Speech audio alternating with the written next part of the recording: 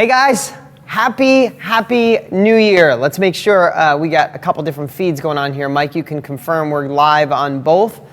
And I'm right here in the comments, so you can tell we're live. First of all, happy New Year. For you to be with me today, believe me, I'm not gonna take this lightly. Look at these, I got about 18 pages of notes. I went through a process yesterday. I left my family, left my kiddos for a little while, went and hid for like 3 hours and really dialed this in, because here's the thing.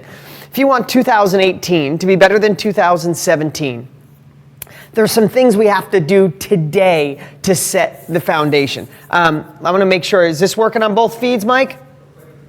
Okay, because it's not coming up on mine. So maybe you could check with Jeremy and Tanner because they're watching from remote locations. Okay, so a couple of things. As you can tell, this is live. This is as real as it's gonna be. This isn't some, like a perfect presentation. This is us together on New Year's Day, and I'm gonna show you a strategy to set goals in a way you've never experienced. I'm gonna tell you what I've discovered over the last year, what I think are the 5 biggest breakthroughs I discovered from things that went wrong. I'm gonna show you how to take advantage of a new economy and where we're going in 2018. That's all today, right now. And here's the cool part. I hope you're watching us live right now on New Year's Day, 2018. But it doesn't matter when you are watching this. If you're a part of my inner circle, if you're a member of the inner circle, I do a training every single month. This 3-hour training, this strategy session, when we're done, will be taken and put it into your back office. And here's what I suggest. Watch it every quarter. Watch it every month. This is about setting the next 12 months up to be the best 12 months of your life. This is setting a foundation for success. Oh, cool. So we're good.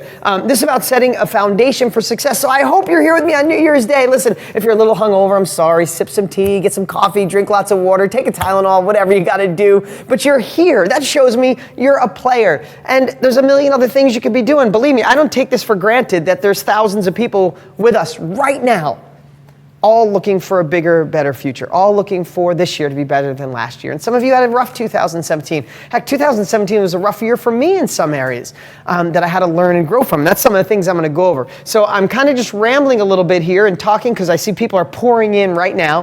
People just, probably doing a million things or just waking up and getting here. But today, I wanna share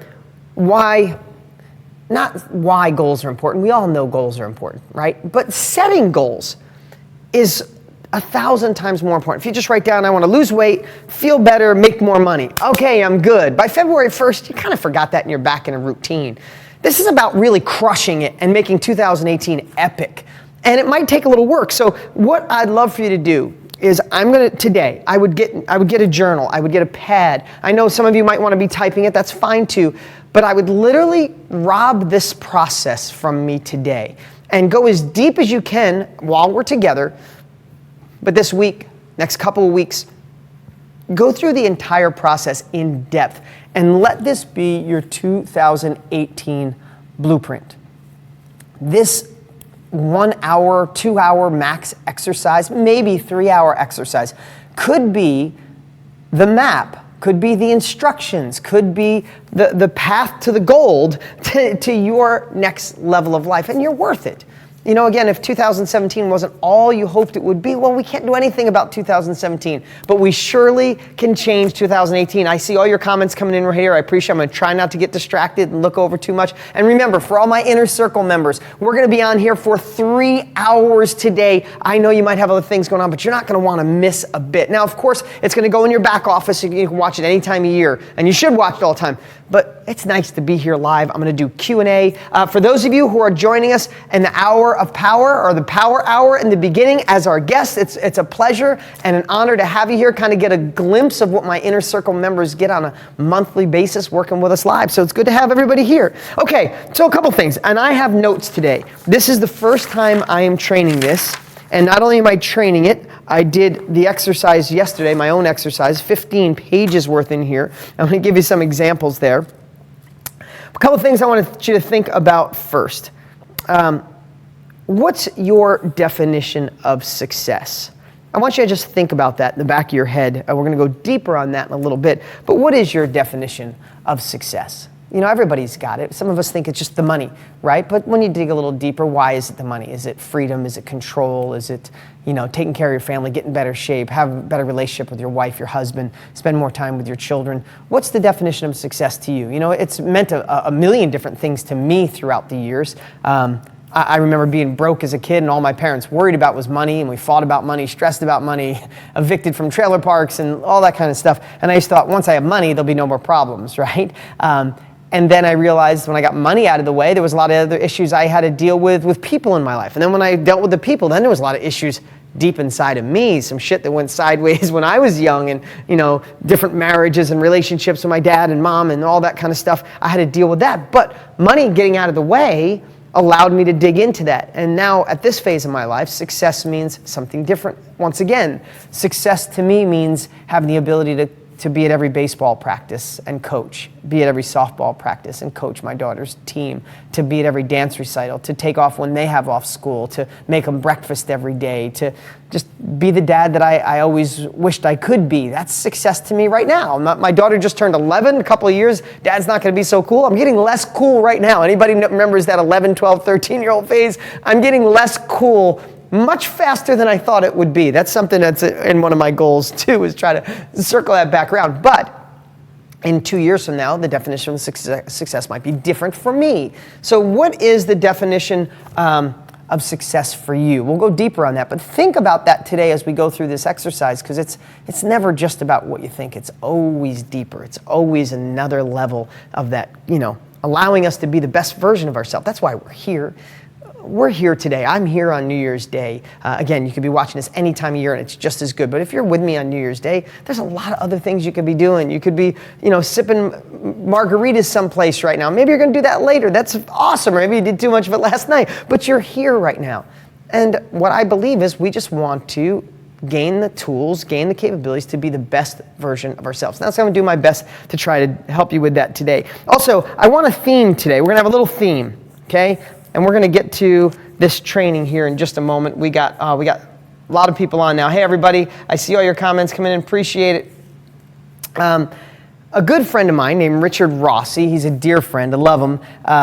He's a little bit older than me and super successful, and started with nothing and just did great stuff. Sold his company, started another one's crushing it again. And I love his wisdom and I love his advice.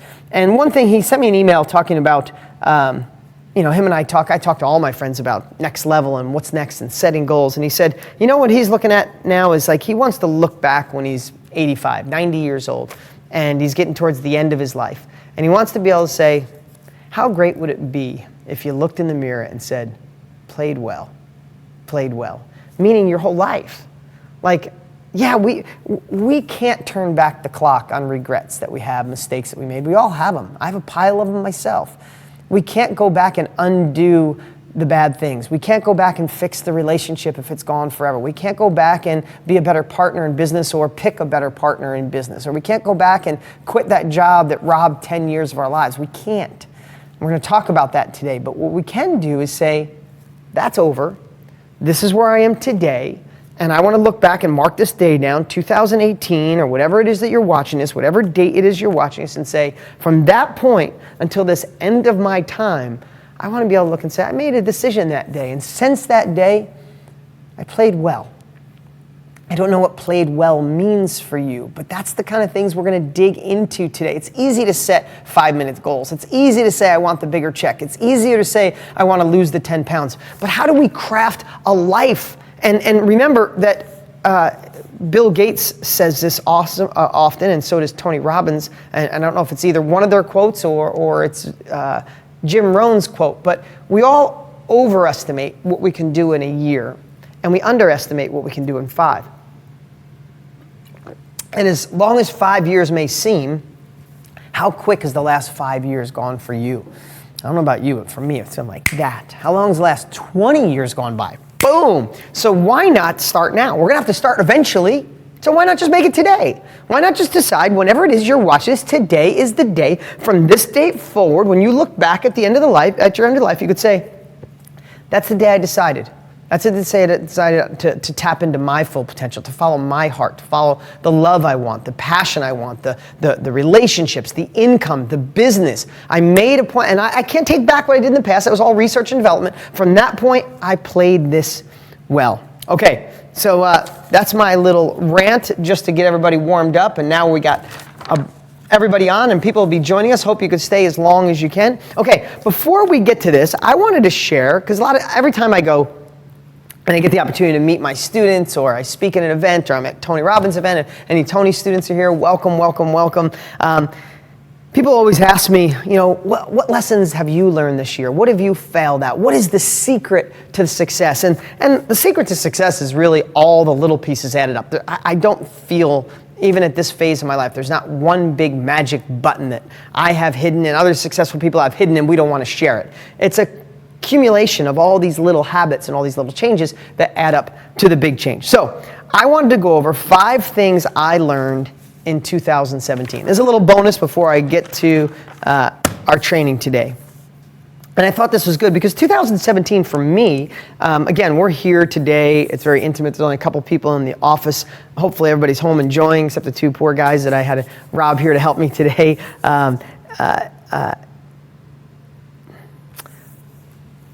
But it doesn't matter where you are in life. Things still pop up. Things still go sideways. Things still go wrong. Tragedies still happen. You still get a no. You still get the answer that you're not looking for, or the deal doesn't happen, or the business doesn't start, or the stock crashes. Whatever it is, it still happens. And in 2017, I got a lot of lessons, more than I had in probably the 10 years prior. Some things that hit me pretty hard that I wasn't expecting, and things that I thought I'd already fixed, and they didn't.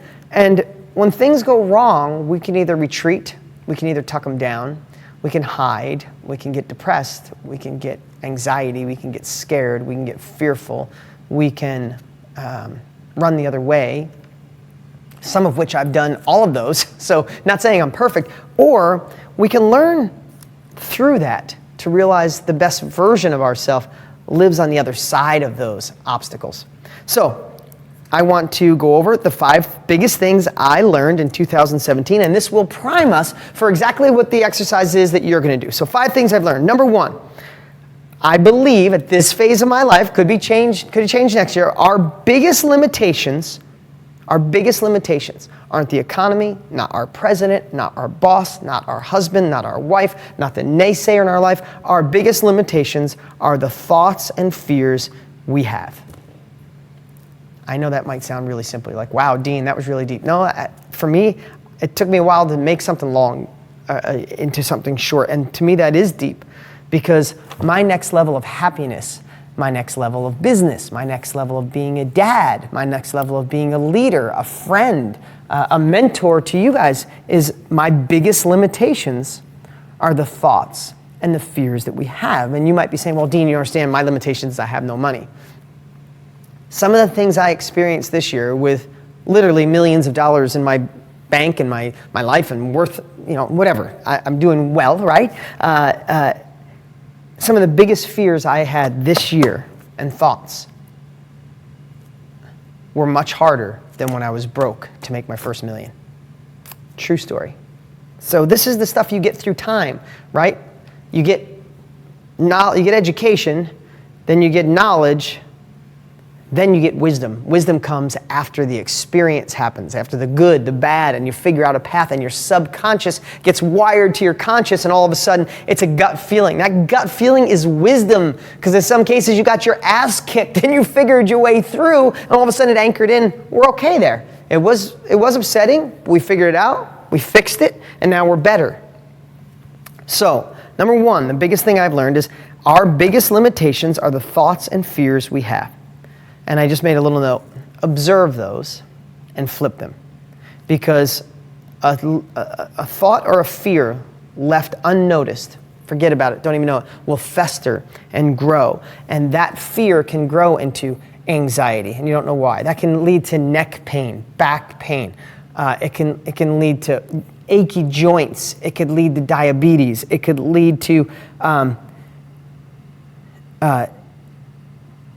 It could lead to, sadness or not feeling fulfilled or feeling lost because we got this fear and it's like, I'm just going to leave it there, but it's stopping you from tapping into your full potential. So what I believe is find those fears. This year in 2018, for me, what I want to do is be more observant of my fears and my thoughts than I ever have in my entire life. And when I find one that's not serving me, that's not taking me to another level, is I'm going to flip it.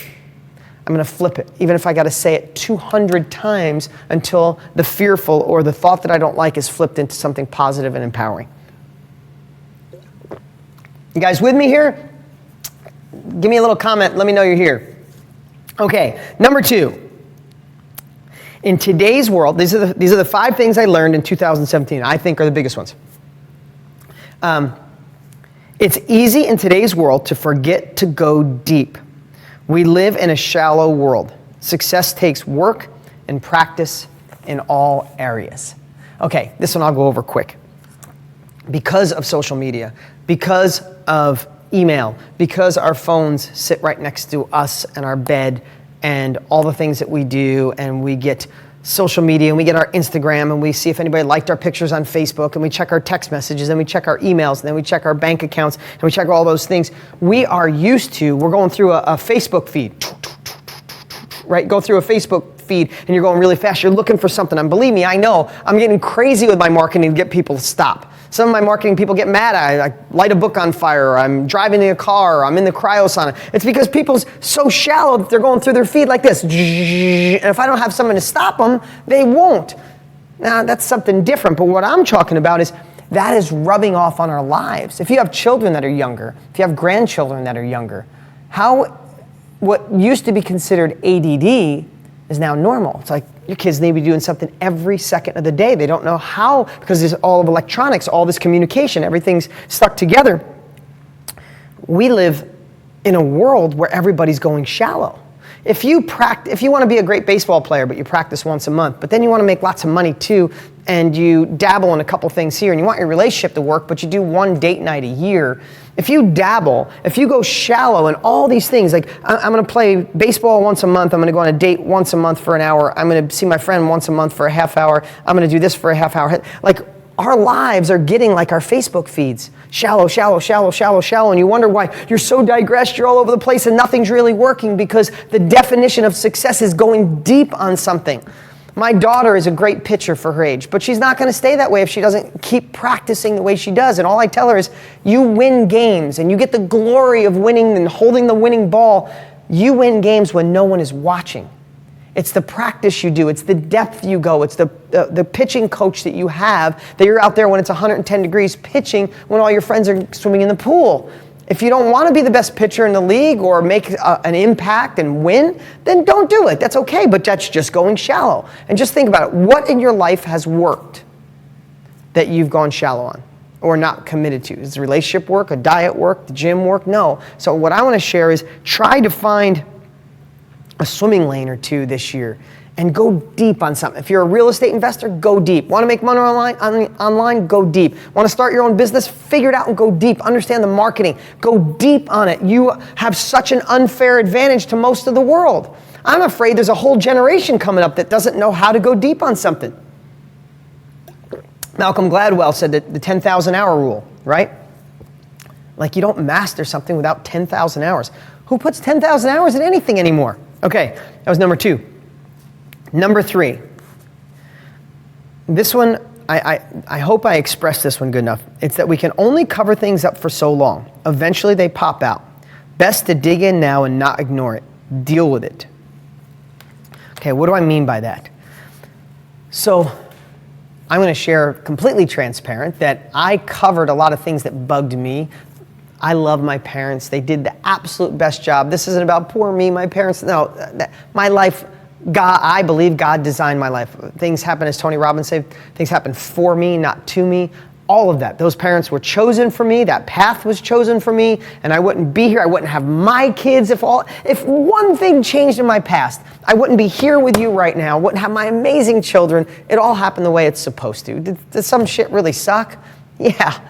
But there's some things that were pretty sideways. I'll leave it at that. When I was a kid, my parents were married 9 times. I moved all over, stepbrothers, stepsisters, step-parents, step-grandparents, and A lot of craziness, a lot of things you could use your imagination. Some things didn't go the way a young boy should experience some things in life. That's as deep as I'll go. Long story short, I didn't realize I tucked some of that stuff down. But guess what it did? It made me so freaking motivated. I remember saying, I'm not letting anybody run my life. These people are crazy. I want to be in control of my life. I want my own money. I'll retire my parents so I don't have to worry about them. I'll retire my grandmother. I don't want any of that shit. I don't want anybody to tell me how to live. I don't want anybody to tell me how to dress, or how, if I don't read good, I don't want anybody making fun of me. I don't want to live in someone's house where I feel uncomfortable. I don't want any of that. And that was my driving force to do my first deal before I was 20, to be a millionaire in my mid-20s, living in a trailer park and living in a bathroom with my dad when I was a kid. They were my driving force. But there was a lot of things that I just tucked down. I didn't, and not that you don't need to dig up every emotion. I'm not trying to be a psychotherapist here, because I'm surely not. But here's what I know. I tucked a lot of stuff down that bugged me, and all of a sudden, I'm gonna be 50 this year. Wow, I can't believe that. How did that happen? I'm gonna be 50 this year, and some of it popped out last year, just out of nowhere, because I ignored it for so long, and I started getting more conscious. I started sharing and doing different things, and all of a sudden, it came out. And it came out in the form of anxiety, claustrophobia. I wasn't cared about smoke. I don't want to even go in an elevator. I'm fine now, but for a while I didn't want to go in an elevator. I'm like, what is going on? I live this magnificent life. I've conquered every fear. I've written the best books. I have everything. No, there was some things that I'd been hiding. And you know what I tried to do? I tried to push them back into the bottle. I tried to say, you know what? I'm not dealing with this. I am good. I love my business. I love my life. I love my kids. I'm in a perfect space. I am not dealing with this. And I tried to push it back in. Guess what? The lid came off. I couldn't put it back in the bottle. And all I know is I tried to ignore it. I tried to cover it up. I tried to work harder. I tried to coach more. It was something I had to deal with. So I share that with you. That's as personal. This is as personal as I get. Especially this is like my DG family, especially my inner circle where you're with me every single month live. You know I speak from the heart. I speak through my experience. I wouldn't share anything that I didn't already go through and come out on the other side. And so you can learn, so you can just shorten the curve. You could do it on your own, or you just learn from my stuff. So love having you as part of the DG family every month, and I feel close to you. We got some extra people watching too, but I wanted to ask you, I'd like to encourage you to soul search a little and find out if you have maybe a little bit of an addiction to something, or you have bouts of depression or sadness, or you get some anxiety, you get worry. Things bug you in a weird way, or you get mad all of a sudden when people do certain things, or you get offended easily. I'd love for you to just think about it in 2018, or you found a way to have a different persona. I wonder if you could spend the time to say, is any of those masking something I don't want to deal with, or I don't even know I want to deal with it? Are any of those masking the insecurities I had, the things that went wrong, things my parents did? I'm not blaming your parents, but all I know is now that I've gone through this experience, I wish I dug it up, excavated for it a long time ago, and still been just as strong, still been a working machine, still know how to hustle, still know how to move mountains, but not do it kind of running away from something, doing it because that's what I want. I hope I'm explaining it right. So what I'd share is, know that, and I'm going to say this a bunch, your next level of who you are, not just your income, that follows. The next level of who you are, being the best version of you, sometimes, many times, lives on the other side of that toughest thing, the other side of that obstacle. And we'll go deeper on that later. So with this, I just want to say, if you've had something fuel you like it did for me, it served me so well, great.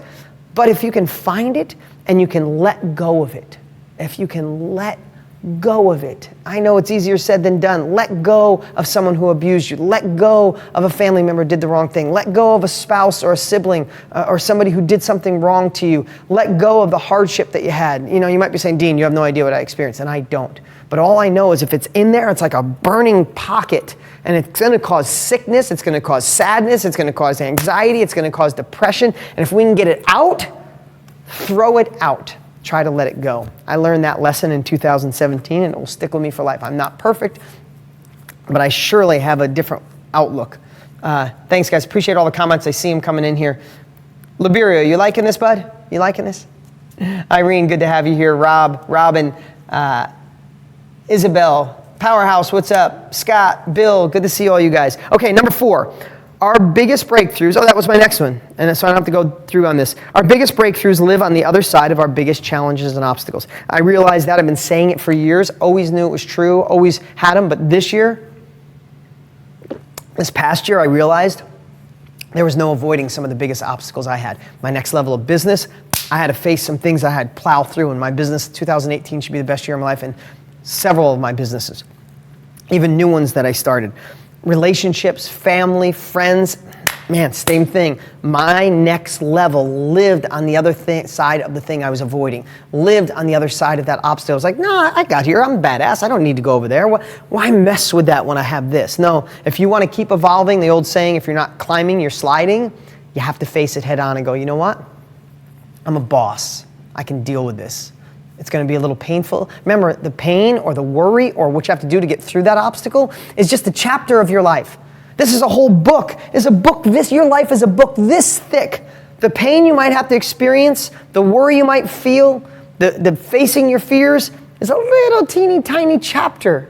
But you could spend years slowly pulling the Band-Aid off, or you could rip it off. And believe me, I'm talking from experience. I know the difference of the two. Okay, the last one. I realize this more than ever, and I'm going to make sure it's one of my goals for 2018. Happiness lives inside of us, and we need to remember how to release it more often. They were the five things that I think I learned the most in 2017. Happiness is something in here. I think we get to a certain age. I watch my kids. My kids are the happiest 2 kids I've ever seen. I watch them, they just laugh and have fun and they just create happiness. And I'm like, how do we forget that? I think we evolved to this place where we think something on the outside world has to make us happy. That if the economy goes right, Bitcoin goes up if you bought it at the right time, or your spouse is nice to you, or your kids respect you, or your coworker says thank you, or your boss acknowledges you, or you go have a cocktail. Like, you need an outside thing to give you happiness. I'm sharing this with you from personal experience. I've been there, and I'm still there in a lot of cases. But what we have to realize is happiness doesn't live anywhere except inside of us, and we could turn it up or down anytime we want. Why not turn it on more? 2018, when you set goals, yes, do your money goals, relationship goals, love goals. What about your happiness goal? What about your smiles? What about your laughing goals? What about the things that just make you feel like a kid again? I think that's one of the greatest gifts of life. And I think people think when I make the money, if you read Millionaire Success Habits, you know I believe this to be true. When I make the money, I can find the happiness I want. What if you find the happiness first and money comes even faster, easier, and quicker? That's my belief, and I've seen it happen so many times. And when you get the money, you'll enjoy it so much more. Okay, those are my 5 things I learned in 2017. All right, you guys with me? You guys liking this so far? All right, let's get to... Okay, you ready for this? I'm going to start this, and we are going to, Tina, Philip, Priscilla, everybody here. Here's what we're going to do. Real quick, we're going to just have you. Now, here's what I'd like you to do. I would like you to take notes, get a journal, put it, because this is something that's going to take you a little longer than what we can do today. At least the foundation. We get a lot done today. So let's go. So we're going to start off in a weird way. One more thing of what went wrong so we can learn from it, because here's what I want to share. what I shared on these 5 things. What I'm going to share now is because when I'm done, we are throwing all the crap from 2017 away. Garbage disposal. Throw it into the sun. Burn it. It serves us nothing. We are going to extract what we learned from it, just like these 5 things. We're going to extract what we learned, and I'm throwing the rest away. I'm not going to have another thought of it. It is gone. We cannot redo 2017. Even if it was a great year, next level. So here's what I want you to think about right now, and we'll go through this quick because I don't want to be like I was down and down. No, this is going to be an amazing day of setting goals that are anchored in. I could just sit here and get you all revved up and say, you're going to make $1 million bucks, you're going to start the business, you're going to be happy, love, you're going to lose the weight, yay! And in February you come back and see me and say, I'm about back where I was. No, I don't want that. So stick with me through this process. They stick with me through the whole 3 hours. I know it's a long time, but this is your life. We can do this. Okay, so we're going to go in a weird way and kind of look back. Now, right now, grab your pen, grab your computer. Here's what we're going to do. I want you to look back at the things, real quick, that didn't go well for you in 2017. What did you fail at? What did you procrastinate on? What did you say you were going to do and you didn't? What did you say you were going to do in 2016? And then you said you were going to do it in 2017. You still didn't do it. It's okay here. I'm going to show you something that we're going to wipe this out. And next year is not going to be this way if you're with me. So I want you to think about what did you start and not finish? What did you try and it didn't work out or you failed at, or what relationship didn't work? Write down right now, and you can go back and go deeper later, but right now, take a few moments and write down some things that didn't go your way. I did this exercise yesterday. It was the best way I've ever set goals in my entire life, and this is what I obsess on. It's something I took from 20 different teachers and my own internal stuff, and I created a process. So have some faith in me here today, and let's do this. What didn't work in 2018? For me, in work, I tried to do too much, and I wasn't drilling down deep enough. That's what I put. These are my goals right here. 16 pages worth in the same process we're going through. I said, work. I didn't drill down enough. In my health, I started slacking on cardio. I work out 6 days a week. That's what I do. I get up at 5 in the morning, right to the gym. I do my little morning routine. We'll talk about that later. I go to the gym. The last 6 months, I'm like every other day, like it's weight cardio. I'm like, I'm gonna skip cardio day today. And what I realized, skipping cardio, oh my God, that's a slippery slope. If you're someone who works out normally, you realize it was like I'm struggling to get back. So what I had to do, and I'll tell you how to flip those, I'm gonna flip that. It's like, no, I love feeling the way I felt when cardio was in my life. I love being able to run around with my kids and they get tired before I do. I love, when I said the first one, I love drilling down on a project and cracking the code on something no one else can. So all we're gonna do is, we're gonna label what went wrong, and hopefully you're writing that down. I was so busy, I didn't surround myself with a group of friends, my normal group of friends, as much as I should have. I let thoughts and fears seep into my life, which I haven't in years. That's some of the things in 2017 that didn't work. What about you? So write some of those down and just write this. Now, I just created this exercise, so I don't have slides. This is all in my books here, in my journals, so you need to do some writing and it'll stick. So now what I want you to think is, as you're writing down some of the things that went wrong, you're like, Dean, I thought here I was going to be pumped up today and you're making me sad about what went wrong, what I didn't do. No, we're getting ready to flush those down the toilet. So I want you to think of each thing that didn't work. Again, I'm really talking about what didn't work here, right? So if each thing is its own bucket, so it's a bucket, and this is, I said I was going to lose 20 pounds. I said I was going to start the business. I said I was going to do my first real estate deal, or start that side business, or register the URL, whatever it is. You put it in front of you and say, let's just say it's, I wanted to lose 20 pounds. And you look at it and go, that didn't happen. Man, that's kind of shitty. No, what we're gonna do now is extract. Did you ever see Harry Potter when I don't even know what's the Dumbledore for whatever my kids watch that, when he's like pulls his thoughts out of his head and he like drops them in a bucket? I want you to think the opposite way. This is the thing that didn't work. What can you look at and say, I didn't lose the 20 pounds, I didn't get in the best shape of my life, I said I was gonna, last 3 years, I still haven't. What can you learn from that? Maybe you didn't set a strong enough goal. Maybe you were just doing it for vanity when you should be doing it to inspire your children or make your spouse look at you like wow, you're freaking hot. Oh my God. Or your friends, to be a good example for friends to eat better and get healthier, or your parents to eat better and get healthier. Maybe find a new way. What did you see? A glimpse of hope. You know what? When I was going to that one gym, I liked it. Or I was going to yoga. Yoga fit me. Or I like playing basketball with my buddies. Or you know what? I like walking up the mountain with my friends. So what failed, I promise you, there's glimmers of success in there. There's a positive impact in that thing that didn't work. So like on Harry Potter, I want you to pull in and say, what did I learn from that failure? And then what? We are throwing the failure away. No more regrets. Regrets do nothing for you. They don't serve a bigger future. They don't help you to the next level. They don't. You can't learn from regret. Regret just tarnishes us and makes us feel depressed. So take what serves you out of that and throw the rest away.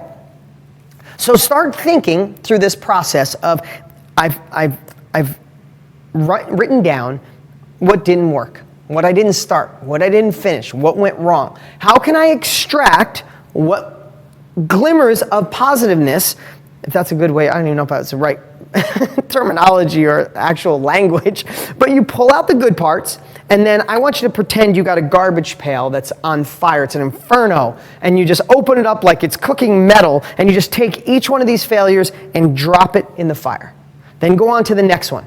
I didn't do my first real estate deal, but I'm just using that example because I'm a real estate investor, right? I tried, but what did I learn? Well, I learned if I actually put out bandit signs, if I actually put Craigslist ads, if I actually talk to people, if I actually use Facebook, if I actually do, go on Zillow, whatever when I did that, that actually worked. Okay, so Zillow worked, and this worked, and my friends wanted to invest with me, so that worked. The rest of it didn't. I was I was preoccupied, I didn't get productive.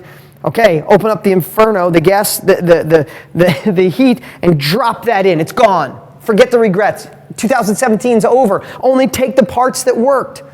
And do that with each one of those. If you could do them now, great. And if time doesn't allow you, come back with each one of those things that didn't go right. Extract the 2 or 3 things that worked, and then open up the fiery pit and burn it to the ground. Your past is your research and development. It is not your anchor. Your past can be the wind behind your sail. So now, we're only taking out the things that were positive with that.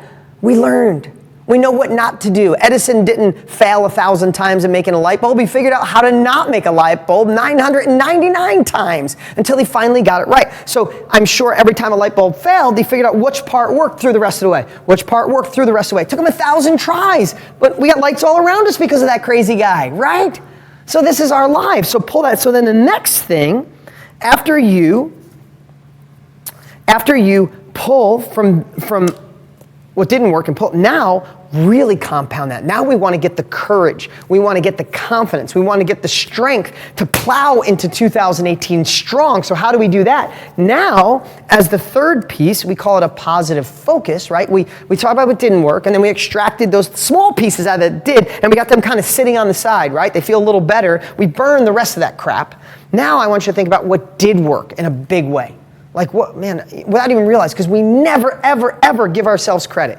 I assure you I'm 1,000% right. When is the last time you celebrated? When is the last time you went home after killing it in a day and accomplishing great stuff, or being there for your kids' play when no one knew you could, or taking a red eye so you could make it home with your family, or traveling across the country or across the world to be with family during the holidays even though you thought you couldn't, didn't have the money? When's the last time you said, damn it, you did it?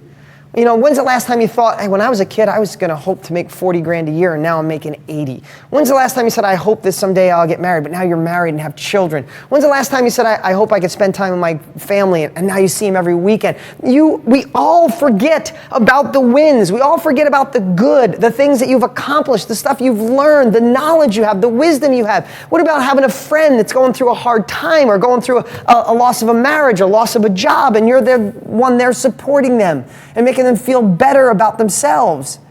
You've done so many great things that you do not give your self credit for. Right now, give yourself credit for the things you accomplished in 2017. Now, you can't remember all of them now. I'm going to give you a lot of what I believe is the greatest way to set goals I've ever come up with. I'm going over all that today. I want 2018 to be your year. Mine too. So I want you to think about some of them. And now, you can make a note, write it down any way you want. These are my notes. I buy an old old school pad, that binder that I keep for all my notes, I have a journal for work, and these are for my goals, right? But what can you write down? Now, because here's what I want to do, and this is the part that I think is really important for you to think about, is we are trying to build momentum. Momentum builds what? More momentum. And more momentum builds success. Momentum overcomes obstacles. Momentum keeps going. If water is coming really strong and you put something up, it'll knock it over. Water. Same way in your life. If you don't have momentum, if you're looking backwards going, I didn't do that good last year, I missed out on a lot of goals, but I'm going to try it this year, and you hit one obstacle, done. You'll be here next year saying, I missed another year. No, the hell with that. We're not missing another year. So what we're doing right now is we're carrying momentum, good momentum, because we burned all the crap that didn't work, right? So now, writing down, and of course, I'm talking about this over and over because I'm hoping you're writing. I'm hoping you're thinking about what you accomplished, because I know this for a fact. So many of you will be like, I didn't really accomplish that much last year. Last year was the worst year I've had in a long time. I didn't get a lot done. BS. You accomplished so much more than you're willing to share. Dig deep. You are cool. You accomplished. You're successful. You've done it. Maybe in some areas, not so much. Some areas, you killed it. Write those down. Now, as you write those down, I want you to, and if you go back, that's totally great. Let's go back and do this at another time, later today even. I want you to go back, and thank you for putting all the comments. I'm trying not to get distracted over here, but I appreciate you guys. And I'll do some Q&A here in just a little bit. But I want you to start letting your body, and if you can't do it right now, but I want you to read the good that came from the bad, and I want you to read anything you wrote down that you accomplished, even the little things. A smile on your kid's face because you were there after school. Your parents being excited. Your kids being excited. Something you did at work that nobody even knew, but you know you did. Holding a door for somebody when nobody was watching.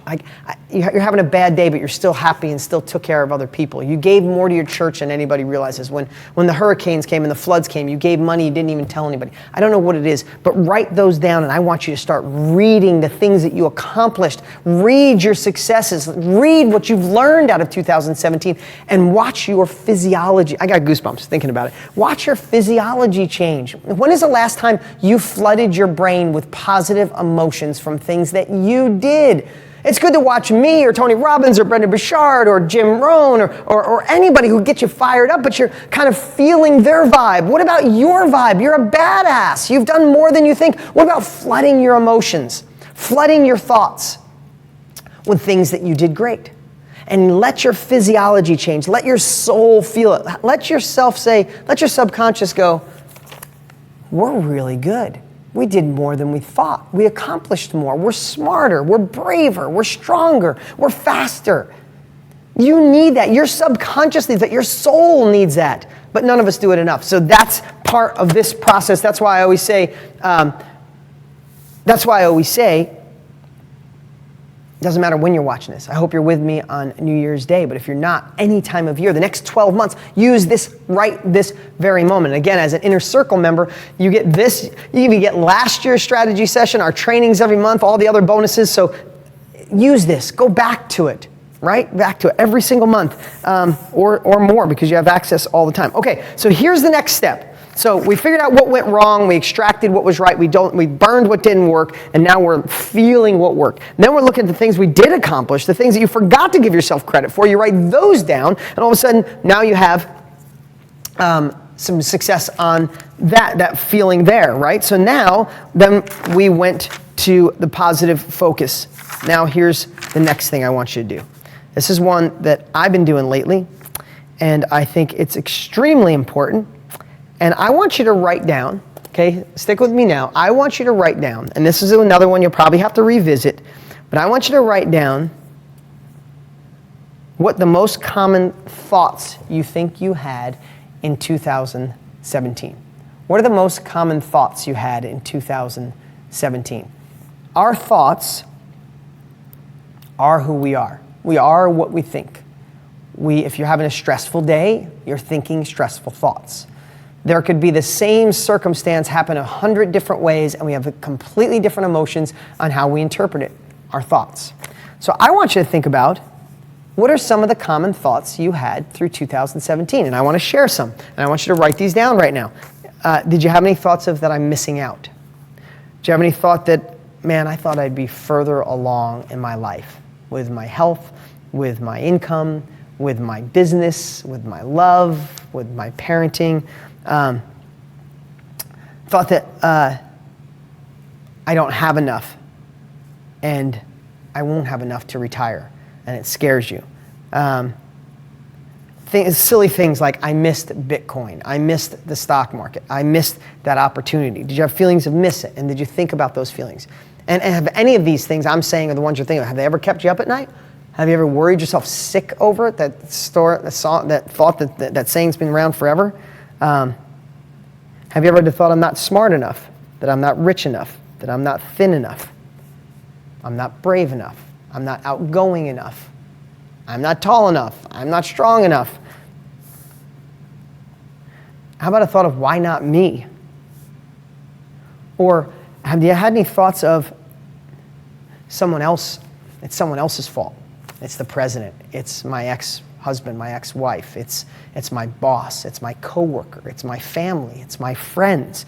Have you had any thoughts that ring in your mind that it's someone else's fault, some other situation's fault, that you are where you are, or you're stuck where you're stuck, or things aren't working out? Do you ever think, wow, this is pointless? If only I had, and you fill in the blank. Now, why am I sharing these? Because you also had some amazing thoughts. I can do this. I'm going to conquer it. I'm going to start that business. I'm going to fix this love. I'm going to be a better dad. I'm going for this. I'm going to run the marathon. I'm going to win the race. I'm going to coach this team. I'm going to start the new business. I'm closing on that house. I'm making the money. Yes, you've had both thoughts, but we are the byproduct of our thoughts. And the more we can observe those thoughts, the more we can manage those thoughts, the more we can understand those thoughts, the more we can put the right thoughts in our mind that drive us towards the next direction. When our thoughts tell us we can't, our subconscious protects us and says, we can't. We can't. Let's not do that. That's scary. We can't do that. Think about that. Think about the last time, and maybe you guys could tell me, and I'm going to do a little Q&A here in a minute, okay? So if you have any questions, let me know. Ask some questions. Jeremy, if you're watching, you can text them to me, or I'm going to look as well. I just don't want to get distracted, so we're going to do some Q&A here at the top of the hour. But I want to ask you, the last time you were stressed, the last time you stayed up late or woke up in the middle of the night and couldn't go back to sleep, the last time you had a knot in your stomach, be honest. Was it the thoughts in your head or the actual situation? Was it your interpretation of the situation or the thoughts that repetitively circled in your head? It's always the thoughts, because the circumstances always have a solution, always. We're going to talk more about that later, but they always have a solution. I know this because I've been there. So I want you to think about, in this instance, is writing down, what thoughts did you have on a regular basis that did not serve you? Go ahead, write some down right now. Also, I would think about what is the number one thought that you might have that scares you or creates fear or has caused you to stop? And listen, I'm not talking to you like everybody here is depressed, broke, and sad. Wherever you're watching me, you're craving another level of life. You want to go to that next level. That's what I'm here to do, is to break this down. Doesn't matter where you are, your thoughts are the gateway from where you are to where you want to go. The thing that lives between here and where you want to be, that next level of love, life, success, happiness, and joy, is the story that you tell yourself why you should have it or why you shouldn't. The right thoughts will empower you. The right thoughts will be the gasoline for your jet engine. The wrong thoughts will be the anchor that you're dragging across the desert and you don't know why other people are going by you 100 miles an hour. When we have the ability to understand our thoughts, I'm not trying to make this, give you all this at once and you're going to be perfect tomorrow, but I want this to be the day that you start deciding that I am going to observe these thoughts. So right now, write down some of the thoughts you had in 2017, and I will assure you that most of them came true. If you thought this relationship will never work out, it probably didn't. If you think real estate won't work for me, it's too busy, too fast, you need more money in my area, it probably didn't. If you thought, the hell with this, if Dean can do it, I can do it, and I did it, and things are going good, that's what your thought was. If your relationship is better, that means you were thinking to make your relationship better. If you got in better shape in 2017, your thoughts were, I can get in better shape. Not, I don't have time, I'm big boned, I'm not healthy enough, I'm not strong enough, I'm embarrassed. Your thoughts are guiding you. Literally, I did a podcast recently, one of the biggest podcasts out there, and the guy at the end said, for some 20-somethings right now, if you gave the best advice in the world, and there was a lot of things I thought of, and I said, I wish someone would have taught me in my 20s that my life is only limited by my thoughts. Watch your thoughts stronger and watch your life grow. That's one of the simple lessons of life that can take you to another level if you are aware of it. So, so while we're here right now, let's go back to the theme that we were thinking about that I told you Richard Rossi taught me about, done well, right? If we want to move ahead and we want to be able to say at the end of our life, done well, played well, my friend, looking in the mirror, that is, I would take a moment right now and just take one or two of the thoughts that you say were most common. Now, if they're a positive thought, write that down and do more of that, because that thought empowered you. But if there's one you're afraid of, one that makes you scared, one that keeps you up at night, one that worries, one that you tell yourself, I'm not good enough, I'm not thin enough, I'm not smart enough, I'm not rich enough, it's why not me, it's the president, it's the economy, it's this, that, and the other thing. If that's a thought that you've had continually, not every day, continually, that's caused you to be stalled, what I'd love for you to do right now is redefine it. How do you change the thought? Right? Do thoughts lie to us? Yeah, all the time. Thoughts, how many times have you worried about something like crazy? And like, worry, I can't wait, I gotta talk to him, I gotta say, and you get there and you were completely misunderstood. It wasn't, but you spent 2 days stressing about something that wasn't a reality, or it was something completely different. Thoughts lie to us all the time. So right now, why don't you take just one of the thoughts and flip it? You know, I probably can't make more money because, you know, I need money to make money. Go online, figure out that Richard Branson, Tony Robbins, myself, so many successful people I know started with nothing, not a dime. I bet you they had better thoughts, right? So is that a lie? Yeah, so how do you switch it? I don't need money to make money. I need my unique ability, my brilliance, and my determination. That's something that's a thought that changes everything. You know, you thought, I'm in this relationship, it's just horrible, it's gonna be horrible forever.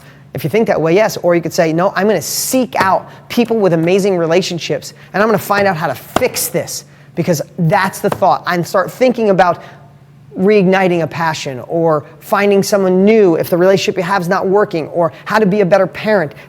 Flip those thoughts right now, and then we'll get to a couple questions here. Let's see.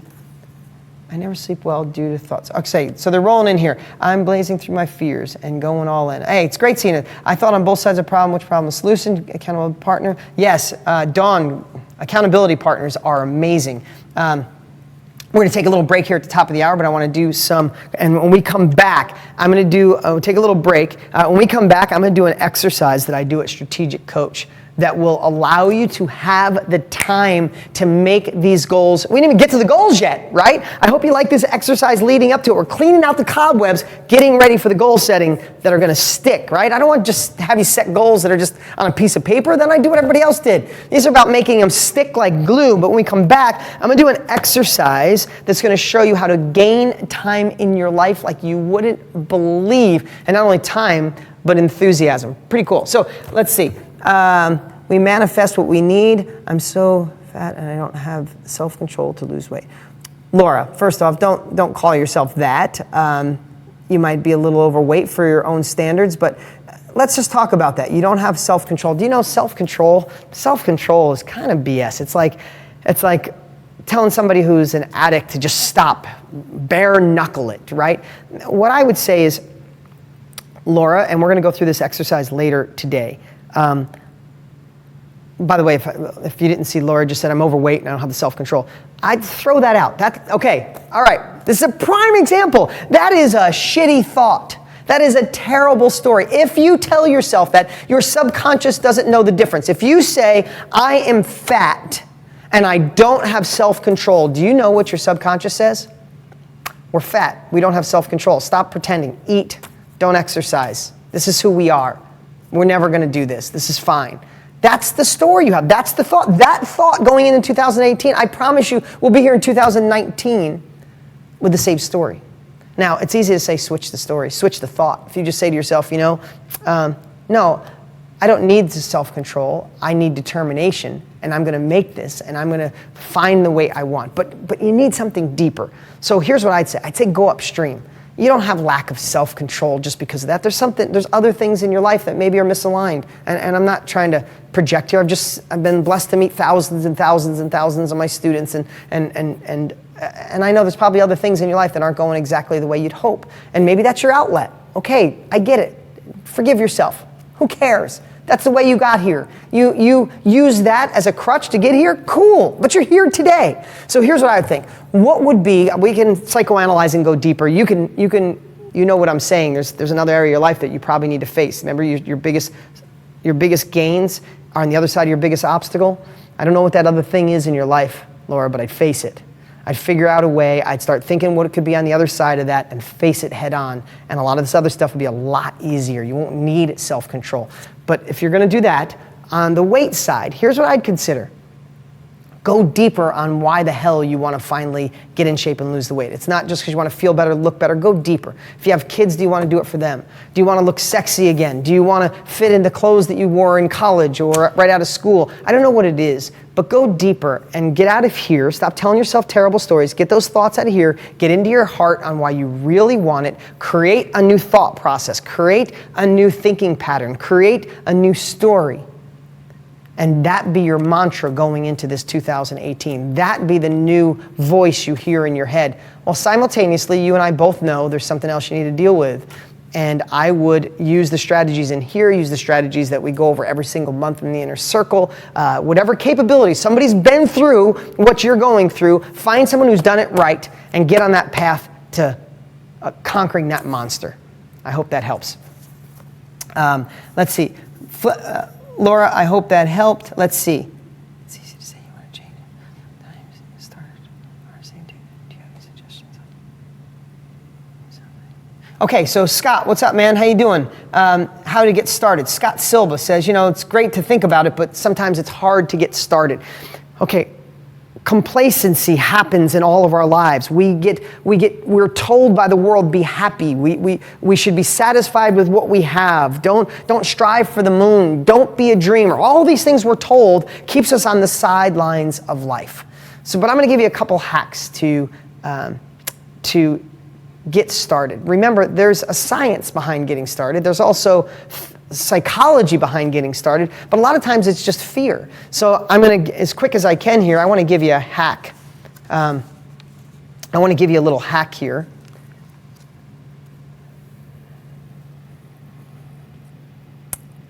Let's pretend, Scott, it's a year from now, and you still haven't started. How will that feel in a year from now, knowing you let another year slip by? Let's fast forward. It's 5 years from now, Scott. We're here together. You're on we're doing this on New Year's Day, and you still let the last 5 years go by because you didn't start it. Think about that, how that feels. No, don't just think about that. Let that go into your physiology. Really feel. Look, if you're near a mirror, look in the mirror. Turn someplace right now where you can look in a mirror. If you can. If you can't, don't worry about it. And say, it's 5 years from now, and I still didn't start.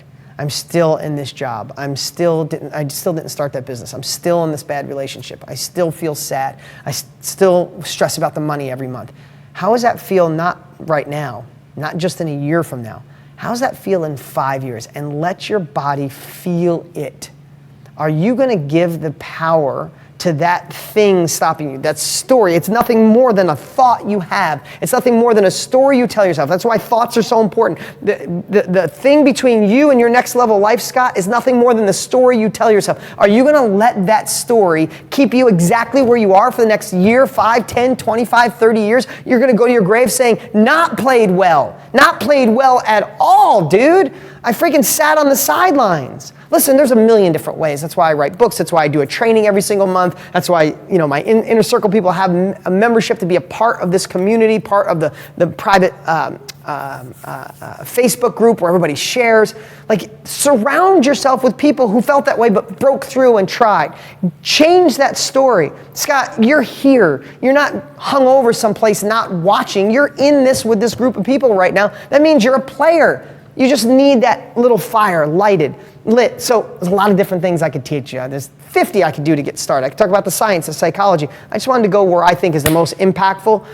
Picture yourself, if you want to do it when we're done training today, picture yourself 5 years from now still saying the same freaking story. And that story will be ridiculous. You're not going to let that story, let that thought be the obstacle between you and your next level. Screw that. Take action today. Feel the pain and then finish writing your journal and your goals, and we'll make it happen. Guys, we're going to take a break here. It's the top of the hour. When we get back from this quick little break, I'm going to go grab some more kombucha, get a little water, take a bathroom break. You guys do the same. Do not leave us. We're just warmed up. We're not even close. The exercise I'm going to do next will blow your mind on how you can find time in our crazy busy world, how you can do things that light you up and stop doing the crap that brings you down, how you can find the ability to have battery chargers in your life, not battery drainers. That's what we're going to do next. I'm so excited you're here with me. We've got thousands of people with us here on New Year's Day, but whenever you're watching this is for the next 12 months. You have to make it the best 12 months of your life. And here's what I want to share. If you are part of us with the Hour of Power, and you don't leave us, we created something really special. Right now on the page, if you're on the Hour of Power page, the only people who are getting the next 2 hours are my Inner Circle members. And right now we have a special promotion where for $1 trial, you get a whole 30 days access. You get all my past trainings. You get this strategy session, last year's strategy session, and the live monthly trainings where we work together. It's just like this. We have a different amazing topic every single month on how to go faster, quicker, and easier to your next level of life, income, how to start the business, how to do marketing, how to get the mindset. It's amazing. It's an incredible family. So my Inner Circle members, you just stay put. Don't go anywhere. If you're on the other page, I'm sorry, that page is going dark. This is the end. I wanted to give you guys an hour. I hope you got lots of value out, but we've just begun. So what you need to do right now is on the page, click the trial. You get a whole 30 days. If you love it, leave it and become a member. All the details are on the page. If you don't, you just email us or call us and owe nothing more than $1 to not only get the next 2 hours, but you get immediate access to the entire back office. You won't even sleep for the next month trying to catch up. It's like episodes of your favorite show, except this one actually pays you back to watch in life and abundance and joy. Okay, we're going to take a little break. For everybody who's on the Hour of Power, thanks for being here with me. I hope you have an amazing, amazing 2018, but don't leave us. Be a part of my Inner Circle right now, and you can try it out for $1. I want you to see if it's value. If it's not, you spent $1 on worse things than that. Click the button. I'll see you in a minute. And everybody in my Inner Circle, probably 3 or 4 minutes, I'm going to be back, and we're going to go into an exercise that's going to blow your mind. I'm so excited you're here. Talk to you in a minute. So I was actually a corporate executive at one of the most premier companies in the world, a named brand, if you will. And for me, it was all about how do I take it to the next level? And it was always about pushing myself to that next level and getting to the next level. And I just needed something different. You know, being in corporate was awesome, it was great, but I wanted to take the next level and go on my own journey, if you will. So, you know, I mean, it was such an amazing brand. It was such a great company. The people I was working with were awesome, but there was something missing. So it left me thinking, well, what's really my contribution? What's my impact? And so I wanted something more. So I just said to myself, you know, there's got to be something more where I can make an impact, where I can make that change on people's lives and make a noticeable impact on my own life. I was traveling the world first class. I had a huge team. I had a huge budget, a great salary, great benefits.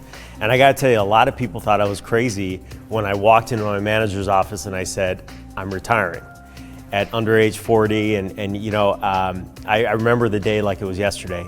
And it was a really big leap. It took a lot of faith, and it took a lot of personal confidence, a journey that I took personally to get to that decision and then move beyond that decision. So what Dean does is he says, okay, here are your weaknesses, we'll hold them at bay, but here are your strengths. Let's figure out a way to make your strengths better, bigger, and then those strengths will then over time overshadow your weaknesses so you can get to wherever you want to get to in the next level. You see, that one thing that Dean teaches is so profound, and he shows you sort of a step-by-step Dean-like way to do it, that it that in and of itself is worth its weight in gold. You don't have to be the best, you just have to be your best. Because at the end of the day, it's progress, not perfection. All of that is to say that bleeds into personal and business relationships. I've noticed myself, like when I'm most comfortable with my progress and most excited about my progress, my relationships with everybody else becomes that much greater, that much more enhanced. All the folks, all the naysayers were around me. I mean, I heard everything from you're crazy to you're nuts, you don't know what you're doing, the grass is not greener on the other side, you're gonna fail and you're gonna come back with the tail between your legs kind of thing. And all of that was untrue. In fact, those same people who were the naysayers, if you will, are the folks who are frankly envious of me being financially independent, working for myself, and having my own journey, if you will. How many people can you really say, yeah, that person is gonna lay down in traffic for me without even thinking about it? That's Dean. He may be, I'm thinking about this, but he may be one of the most selfless people I've yet to meet. I mean, he's one of those guys who, you know, forgive the analogy, but there's no one else I'd rather be in a foxhole with, because he gives himself up, I mean, like body, spirit, and mind to help you succeed. He has that ability to look you in the eye, wherever you are in the world, to say, I get what you're going through. Here are your challenges. Here's a step-by-step framework on how to overcome the challenges. And the best way to screw that up, if you're the other person, is to not go do it. Well, actually, there's two ways to screw up. Here they are. First way is not get his program. I mean, that's an excellent way to screw it up. That's an excellent way to screw it up. And then the second best way to screw it up is to take his program and do nothing with it. I think I worried about if there really was anything else in life that I could do. Because I had so thrown myself into being mom, I don't think I knew who Gina was. And yet, you know, what was I going to do? I couldn't just sit down. I couldn't just stop. Just because my kids stopped needing me didn't mean it was over. And one of the things that's so rewarding now is that my children look at me a new way. They see me and the things that I've been able to do with my life since I got my head in a different place and allowed for new growth. I mean, they look at me with a different admiration, and they tell me that they're proud of me. And there's nothing better than that. You know, the kinds of skills that I've learned allows me, when there is a need for money, to just sort of up what I'm doing and come up with more. And I love what I'm doing. You know, I'm not having to work at a local store and get minimum wage or take on another 30 piano students or whatever. I mean, so it's great. I mean, I made a goal a few years ago that I would create a certain amount of passive income so that we could live off of it. We're really at the place where when he really wants to, he can quit and we can live off that passive income quite comfortably. And so I'm really proud of that. It's a real freedom. And then there's the fun stuff. You know, a summer ago I took our whole family, 4 kids, son-in-law, and a girlfriend, my son's girlfriend, to Hawaii. We had a house on the beach for 2 weeks in Kauai, and that was money that I made. Our original plan, and there's nothing wrong with this, but we were gonna be able to pay for our kids to go to a state college. And Hannah really wanted to go to this nice little private university. And because of the money I'm making, we can have her do that. And it's not killing us, you know, we still are living the same life. So it's a pretty amazing thing that after really not working for a couple of decades, in following Dean and learning how to think and how to equip myself and know that I'm worth it and that I'm capable and I'm not too old, the money is fantastic.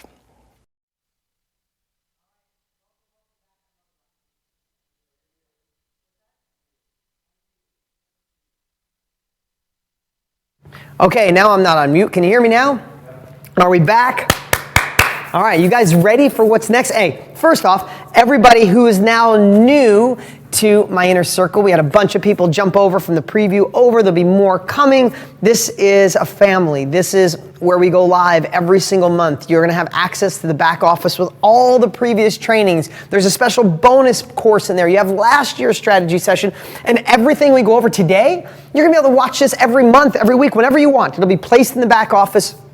And plus, there's lots of great tools in the back office, tools that I use here in my 100K group, my 25K groups. Really awesome. It's a pleasure and an honor to have you here as part of the inner circle. And hopefully more people are jumping over. A lot of people are asking how to get, so more people are part of the family. We love it. Okay, so now I want to talk about,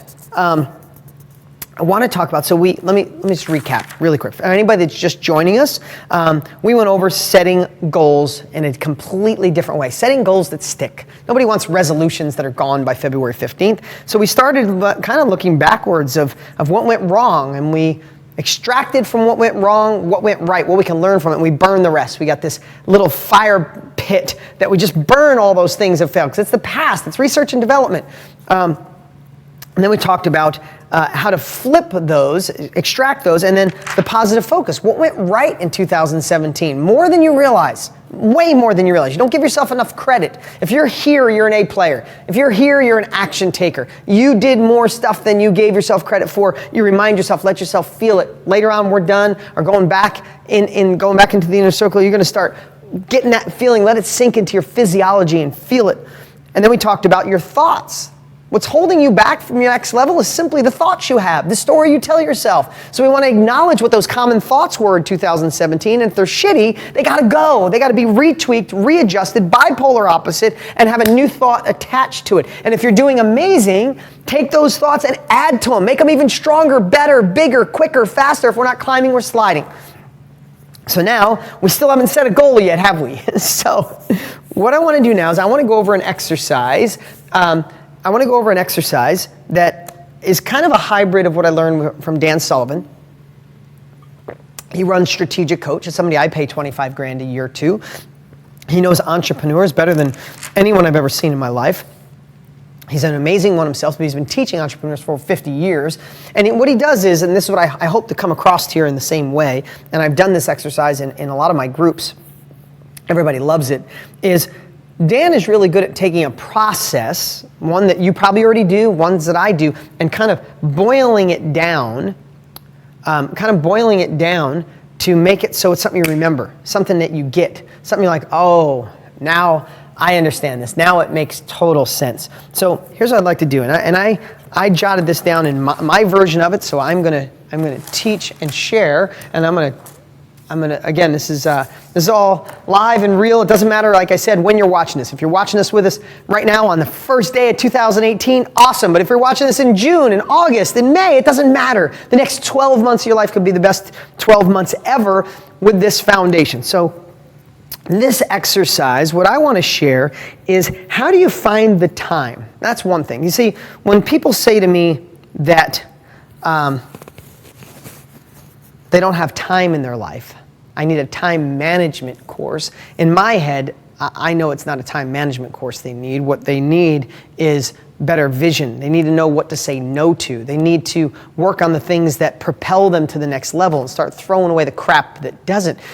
But in life, we're so used to saying yes. You know, when you say you want something done, you ask the busiest person you know. In most cases, you are the busiest person other people know.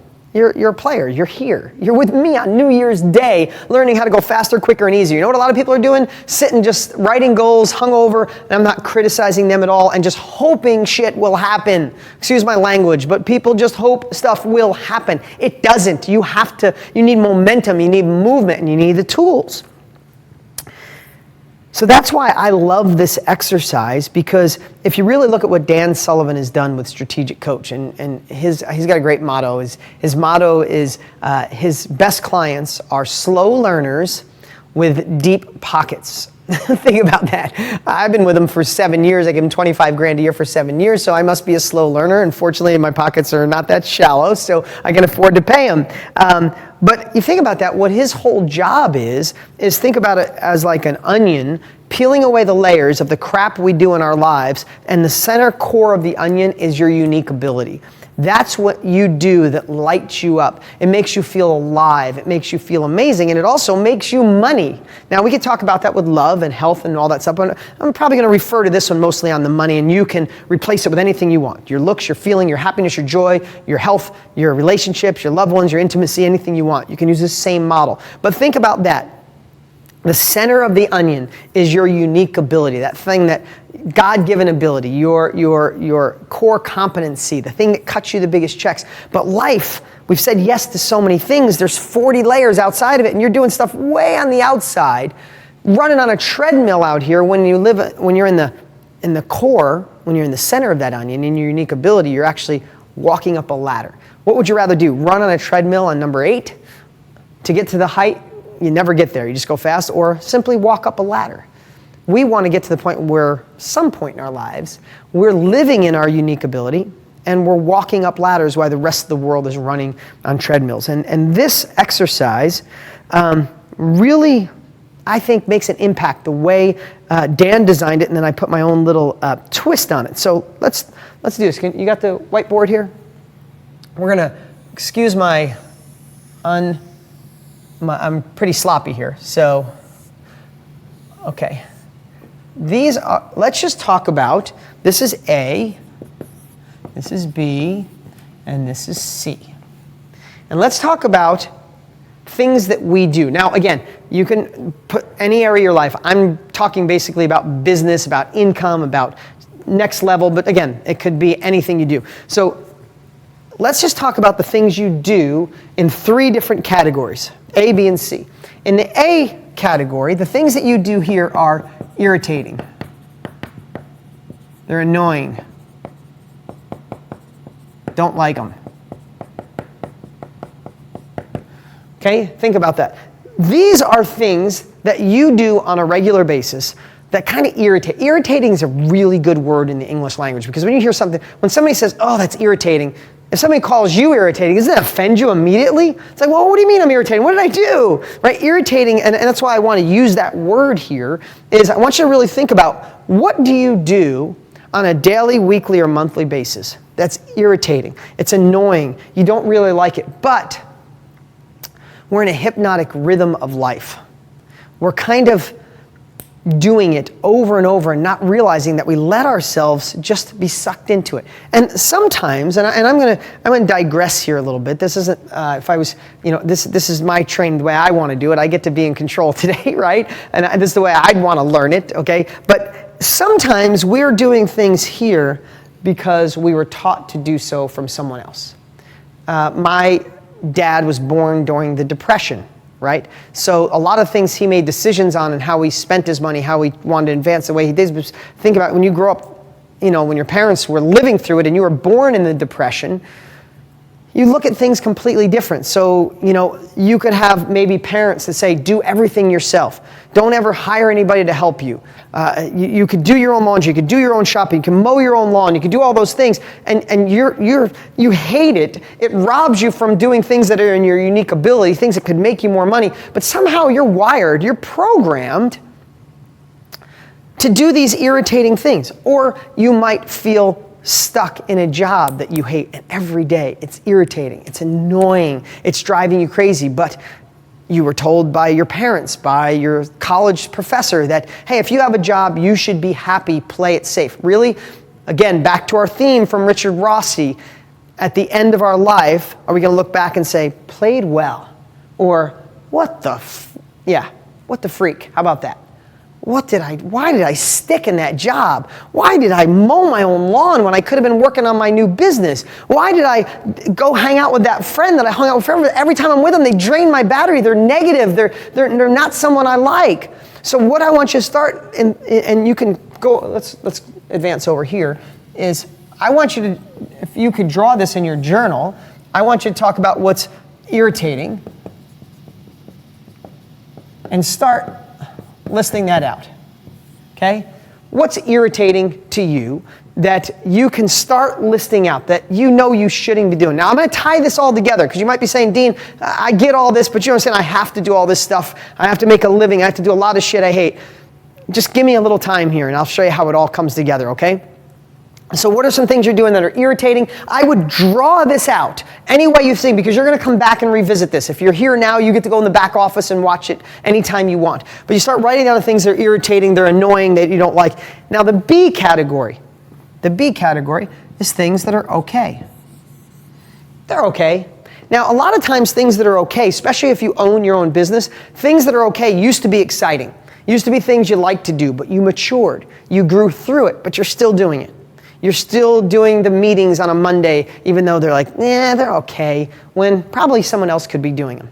You're still, you're still running to Home Depot yourself. It's okay, but you shouldn't be doing it. You're still, doing errands. You're still picking up dry clothes. I don't know what it is. There's still just in your business. If you own your own business, it's a whole bunch of stuff. You're doing your own accounting. You're booking your own travel. If you haven't been in a business yet and you want to start one, this is your life. What are you doing that just keeps you status quo? Somebody says, "How was your day?" And you go, "That was okay." That's the stuff that fits in here. So you come over here and start writing down the stuff that's just okay in your life that you do. This is Dan Sullivan's onion. This is peeling back the onion. And then we come here, and this is the C category. These are things that you love to do. These are exciting. They make you feel alive. I wrote another word. Vibrant. This is what makes you money when you combine the two. So think about this. We have 24 hours in a day, just like everybody. And we all do things that are irritating, annoying, and we don't like. And we all do things that are okay. It's okay. And we all do things, hopefully, that we love, that excite us, that make us see there's a bigger future, make us feel happy, make us feel excited, make us feel ecstatic and like, I could do this. It's those glimpses of your next level of life, your next level of income. Like, man, if I had the time, I could do real estate month after month. If I had the time, I could wholesale properties from home. If I had the time, I could. And you see it, but then we kind of fall back over here into a hypnotic rhythm. Dan Sullivan's goal, and these are the things that you love, Dan Sullivan's goal is, as being strategic coach students, is to get us to live over here in our unique ability. He calls it your UA. This is the small circle of unique ability. Unique ability is when you thrive. Unique ability is kind of explaining if you live in your unique ability and you could make $1,000 an hour, say wholesaling real estate like so many of my students do in today's world. If you could make $1,000 an hour living here, being excited about it, matching buyers, matching sellers, checking your apps, doing it, if somebody over here, if doing irritating stuff was $15 an hour, and even stuff that you're okay at was $50 an hour, right? If you made $1,000 an hour here in your unique ability, is it a return? If it was $500 an hour, if it was $300 an hour, could you make a return on your investment by paying somebody to do the stuff you're irritated with? Could you eventually have a return on your investment by paying someone to do the things you're okay with? Yes, that's what successful people do. That's what the most successful people in the world do. I said, don't dabble with all these things. Don't be shallow with all these things. What Dan Sullivan has modeled for over 50 years and helped get people to billionaires and changing the world is the more we say no to the crap we're not good at, more to the crap we suck at, more to the crap that irritates us, more to the crap we shouldn't be doing, and we work in our unique ability and stuff that love excites us and takes us to another level, we just start taking the money. And you can't do this today if you're not making the money. So right now you might have to do all of it, but have this list. What we're going to talk about right now is as the money starts coming in with your job, with your raises, with your new company, is what do you start knocking off over here that you can have a return. Say even here you're making $25 an hour, right? On your working hour. Can you take that 25 and give 10 of it or 15 away to do this so you can get this to $50 an hour? And then you can pay another thing off and then another thing. And all of a sudden you get to making $100 an hour. You start chipping away at the things that are okay. We overestimate what we can do in a year. We underestimate what we can do in 5. Remember that. This is a process to move left to right. So I shared that, but now I want to do this. This is the one that, and you can see me down here, right? I want you to think about this. This is, okay. This is the A, this is the B, and this is the C. We're gonna equal 100%. So I wanna ask you, if you have any bit of frustration in your life, if you have any bit of feeling you're running on a treadmill but not getting anywhere, you have a feeling that you're being left behind, other people are getting wealthy, you have a feeling that you don't have enough put away for retirement, you don't have enough for security, you have a feeling you're stuck in a job you hate, watch this. How much percentage out of 100% now, out of 100%, how much time are you spending in each one of these? Ready for this? What if you're 80, 10, and 10? What would your life feel like on a daily basis if you were 80, 10, and 10? 80% of the crap that's irritating, that's annoying, that frustrates you. 10% of stuff that's okay, and 10% of stuff that lights you up. Could this be 70, 30, 10? Could this be, 60, 35, 5? Could this be 60, 40, 0? I don't know, but you can immediately see what causes frustration or excitement in your life. And for those of you watching who are crushing it right now and you want to go to that next level, what are your numbers? I bet you completely different than anybody who's frustrated, right? Or wanting that other level. And again, it doesn't matter if you're frustrated. It doesn't matter where you are. We're starting fresh today. There's nothing you can't do in 2018 if you do it with the right habits, the right skills, and approach it the right way. I say this all the time. It blew my mind when I saw Bloomberg published an article. It said 1,700 new millionaires a day are being created in America alone. 1,700 new millionaires a day. You know how many millionaires were created while we've been on this training? It's ridiculous. So this is an amazing time. Okay, so I want to give yourself a goal, and we should think of everything in quarters, right, in 90 days. 90 days from now. And if you want, we could do one in a year. 1 year. I want you to think about where you'd like to be in 90 days. Would you like this to be 50? Would you like this to be 30 and 20? Or could you make it 20, 20, 60? You write down what your goals are. In a year from now, could this be 10? Could this be 20? And could this be 70? And let me ask you something. As simple as this may seem, what do you think the income of somebody who lives here or someone lives here is? Where do you think Richard Branson, I use him only because he's a friend, Tony Robbins would be, John Paul DiGiorio, or the person you know down the street that makes more money, or the friend that you have, or if you are making money, you know that you were doing better when you were here than when you're up here. So how do we fix this? How do we go, especially if you haven't started your own company yet, or you started your own business yet, or your own side hustle, or maybe you just want to get a raise or a promotion in your job? How do you apply this to your life? Well, first it's identifying. It's identifying where you are on this chart, where you are now, where you want to be in a year from now. How are you living here? Let me give you some silly examples. And I'm going to just make this as funny and silly as I can just to be extreme, but I want you to see how much I live this. I know how to do a lot of things when it comes to okay, let me say it. I grew up blue collar. I fixed cars. I would buy wrecked cars. If the engine was bad or the outside, I'd do the body work. I'd fix the engine. I'd change the brakes. I'd fix a car up and I'd sell it. Did that my whole 20s. I know everything to do with a car. I also, from before 20, I would get rundown houses and I would rebuild them. I'd do the plumbing, I'd do the electricity, I'd do the sheetrock, I'd do the taping, spackling, painting. I'd put the kitchen cabinets in, put the tile down, put the grout in, put the toilets in, put the shower head in, put the knobs in. I'd run the wires. I did all of it. I put roofs on. I built 7 houses. I was up on the roof with the scaffold, the rafters coming on the crane, coming down, and I'd grab it and tie it in. I'd put the roof rafters on. I'd done all of that stuff. And I was pretty damn good at it. But that was just a phase in my life, right? I told you that not to brag. I told you because I don't do much at all at my home. If a light goes bad, listen, I'm going to give you an extreme example. This is, you might think, oh, now you got money. This is what you do when you have money. No. I love living in my unique ability. I follow what Dan Sullivan says. Someone came to my house about 3 months ago, and they're like, a buddy of mine, he's like, hey, your garbage bins are full. What day does your garbage truck come? I'm like, dude, I don't even know.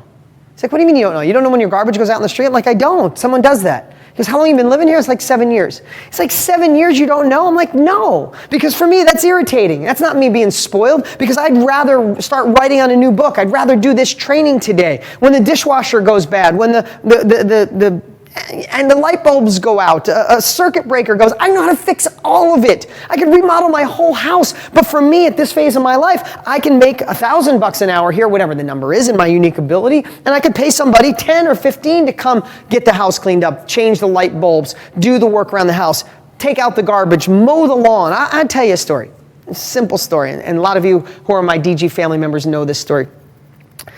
A long time ago, and if my dad's watching, he'll appreciate this story. I had an apartment house. It was my first big apartment. So I bought this old rundown, it was a mansion that was just almost condemned, and I converted it into 9 apartments. I'd get one done, live in it, rent it, and then move in one that wasn't done. And I bounced around until all 9 of them were done. Eventually the 10th one was done. Anyway, I had this huge lawn, and this lawn would take me all day, every Saturday. And I have allergies, so I don't know if you have allergies. You mow lawns. I was in the East Coast, upstate New York, and my eyes would be watering. I'd be squinting, water just like running down my face. I'd be weed whacking. Your legs get all beat up. But I did it, right? Because the way my dad brought me up is, hey, why would you pay somebody to do something when you can do it yourself? But I was doing something here. But I wasn't really that smart about it till one day I realized my dear friend Doug Smith, who might be watching as well, still works with me, long time later, was just a kid, and he had a mowing business. He said, I'll mow the whole thing for $50. Like $50. And I thought to myself, while he's mowing it all day on Saturday, instead of me mowing, I'm going to go to I had a collision shop and an auto sales and apartments back then. I said, I'm going to go down and work on a car, sell a car, fix a car, or go look for new apartments to buy. Could I make a lot more selling or fixing a car or looking for new apartments than the $50 it would cost me to mow my own lawn? Well, I immediately thought yes, and I started doing it. And then one Saturday, I didn't want my dad to know. One Saturday, my dad comes up, and he sees Doug mowing the lawn, and I'm leaving. And he goes, what the hell are you doing? I said, Doug's doing it, $50. He goes, oh, and this is not dogging my father in any way. This was his belief system. My dad said, this is the beginning of the end, big shot. That's how my dad talks to me, not disrespect, just, it's the beginning of the end, dude. You're getting too big for your own britches. You can't mow your own lawn. Got so mad at me, he left, and there was gravel in the driveway. He hit the gas, spit gravel all over the place, ding, ding, ding, off the side of my car, and he left. And I remember thinking, I was upset, because I never want to argue with your dad. I was upset while simultaneously I said, wow, I'm onto something. My dad's worked his ass off his entire life and never made more than 35, 40 grand a year. And I watched that man work hard, but he had old beliefs that kept him back because he's got a brilliant brain. He could have invented a million things. A lot of times it was because of what held him back from stories that he was told. And that $50, I found a place to live in my unique ability. I didn't want to mow the lawn. It was irritating. It was annoying, but Doug loved it. Doug, $50 for the day. He was a 15-year-old kid. That was amazing to him. Made him happy for doing this, rather than probably doing his chores at home. That was irritating for him. He got paid $50. I went and sold the car, fixed the car, found a new apartment house. That's the difference. That's what I'm trying to say here on this evolution of moving from left to right, is what are you doing right now? I mean, especially with today's world, especially with today's technology. You can go to Upwork.com and get pretty much anything done so inexpensive it's unbelievable. You can go to Fiverr.com, F-I-V-V-R I think it is, or F-I-V-R, Fiverr.com for $5. People will do stuff you can't even believe. Can't even believe. You can go to Upwork and get a virtual assistant in the Philippines for $4, $5, $6 an hour. It does things you can't imagine, from booking your travel, handling so many things while you're asleep at night. If you're a researcher, if you're an accountant, if you want to start your own business, you want to do some marketing online, you want to do Facebook ads, anything you want, there's virtual assistants or experts at it that'll do it for $5 an hour while you're asleep. If you can make more than $5 an hour to have them do that, that's an ROI, meaning a return on your investment on someone's labor. How do we start listing these? So that's why I think the next thought process of this, and you can fill this out, is what is irritating? What is okay in your life?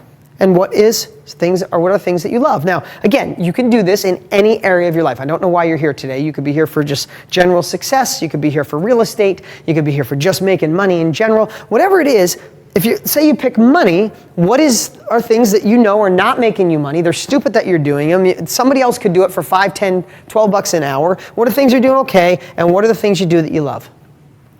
And here's what I want you to think about. We are going to, let me get this eraser. We are going to look at, you guys got all this, right? So I'm going to get rid of this for a second. And I want you to think about, as you write this down, and as you can, I'm just going a little slow here to stall, and I'll be looking over here. I'll be looking at, yeah, guys, give me a whole bunch of comments. In a moment, I'm going to go back to my computer, and sorry, the camera didn't follow me, but I'm going to go back to my computer. I'll check your comments, and in about 15, 20 minutes, we'll do some more Q&A, but I have another exercise we're going right after this one, we're going right into another one. So get your questions ready, and I'll tell you when to do it, but tell me what you're thinking about this. So the things that are up here that are irritating, that's the ones I'd address first. And here's what I want you to think about. There's going to be 3 things that you're going to do. 1, you're going to eliminate. 2, you're going to delegate. And 3, you might automate. You guys can see those, okay? Sorry for my sloppy writing. So the things that are irritating, and if you want to be aggressive, go right into the things that are okay, right? Is when we think of these things, a lot of it's like, I don't know how to, I don't know what, can I get rid of? No. Some things that are irritating, you need to just quit. You need to eliminate from your life. Hanging out with your buddies who make you depressed. Being with that negative person in your life, you might want to cut that down. You need to eliminate it. Going to the bar every night at 5 because you're just not happy with life and you're just having a couple drinks to numb yourself. If that's working, great, but it won't work forever. Maybe that's something you have to eliminate 3 days a week. Maybe you go to Starbucks and you waste an hour a day just chit-chatting. If it makes you feel good, great, but if it's not bringing your life, your love, your next level, bringing that next level to you, maybe it's something to eliminate. Maybe you got an old business that you feel like you should hold on to, but it hasn't made you money in years, and you got to just shut it down. Remember, one of the biggest ways to have a breakthrough is to break something. Arianna Huffington became a friend of mine who started Huffington Post, and she said one of the best ways to complete a project is to quit it. Because sometimes you have those lingering projects, and all of a sudden you realize, I'm never going to do it. I don't really want to do it anymore. My life has changed. Eliminate it. So right now, on the things of irritating, what can you eliminate? What can just go away? What should you not be doing? Sorry, my nose is itchy for some reason. What should you not be doing anymore? How can you just throw it away? That's here. What can you eliminate? Again, you can go back, now that you're a part of the inner circle, you have the opportunity to go back and watch this video and do this, but think about that. Now, second is delegate. What in here that's irritating? Again, if you're aggressive, go right to the okay stuff. What in here can you delegate to someone else? Do you do too much for your kids? I know I do sometimes, and I start delegating, garbage, dogs, and cleaning up after dinner is yours. For the rest of your life, it's yours. Do you have a nephew, a niece that could take something off your plate for $5 an hour? Or an intern? Or can you get a virtual assistant in the Philippines? Or someone at your job if you're at a job, or if you own your own company? What can you start taking off your plate? Are you still, if you're in the real estate business, are you still running a Home Depot? Are you still keeping track of your own expenses? Are you doing the little things that are just gobbling up your time? They're busy work, but not success work. If you got busy work going on, busy work fits in okay as well. What on this list can you delegate to someone else? Can you barter with your spouse, with a friend, and say, hey, I'm really good at doing this, you're really good at doing this. Will you keep the books? Well, I'll go out and look for property. Will you do this? Well, I do that. Barter, delegate, get this crap off your plate. Make sense? Okay, the last one is to automate. In today's world, don't be afraid of technology. Ask somebody 15 years old or 20 years old to help you. What can you automate? Are you still writing out checks when it could be automated? Are you still paying bills like driving someplace or putting a check in the mail and sending it when you could probably get it on auto pay and set it and forget it?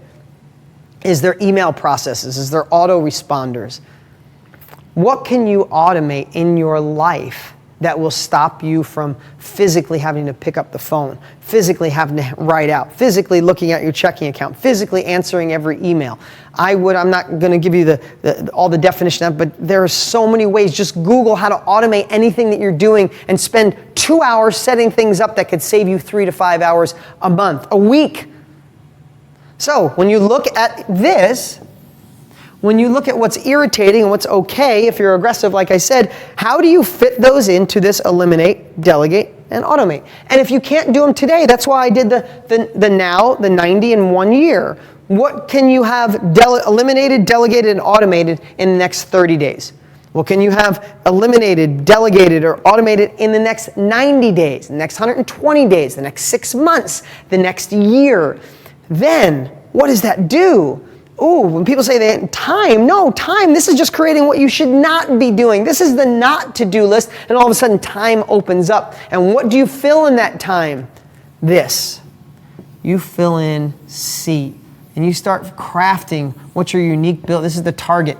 You start crafting what your unique ability is. What is your unique ability? What do you love to do? But I say love to do. What excites you? What makes you enthusiastic? But I want you to think about more than that. What do you love to do or you would like to do that also, if we're talking just about money here, also can cut you a big check, right? You might love surfing, but if you're going to be a professional surfer, unless you're going to be a professional surfer, it might not bring you the money. So figure out something you love to do that can make you the money so you can take the time off and go surf, right? Not that I'm not trying to steal any dreams. Maybe you own a surf shop. But what I'm saying is, what are the things? Do you love selling? Do you love marketing? Do you love organization? Do you love structures? Do you love standing operating procedures? Do you love systems? Or you're the complete opposite and you're the creator. You invent it. You're the big thinker. You're the visionary. Or you're the implementer. You like taking someone else's vision and getting that shit done. These are the types of things you need to dig in and figure what you're at, because you might be a visionary who thinks of big ideas, and your job, you're an implementer. You're taking someone else's crap, and you got to have structures and processes, and that's not you. It frustrates you every day. Or you're in a visionary role when really you just want to take the thought and make it better and fine tune it and create it into a system, right? So many times in life we're just stuck in the wrong place. We're shoehorned where we shouldn't be. So start, whether it's today or this week, is start going through what it is that you love to do. What are you good at? What can cut you a check, and even cutting you a check on things you don't even know? And how are you probably mispositioned? Because then when you eliminate and delegate and automate, then the things you write here open up, and you can go take this, and instead of being good at this, you can go get great at it. This is the secret of successful people. This and everything else I'm sharing. But this, what we shared here, this is the secret to success. Everybody wants the magic money machine. This is the magic money machine. This is how you find the time. This is how you get to the next level. I'm so glad you're a part of this inner circle with me. All right, guys, I'm going to go over to the computer here. You ready to turn with me? Let's go over here, and we'll get to what's next. How we doing, guys?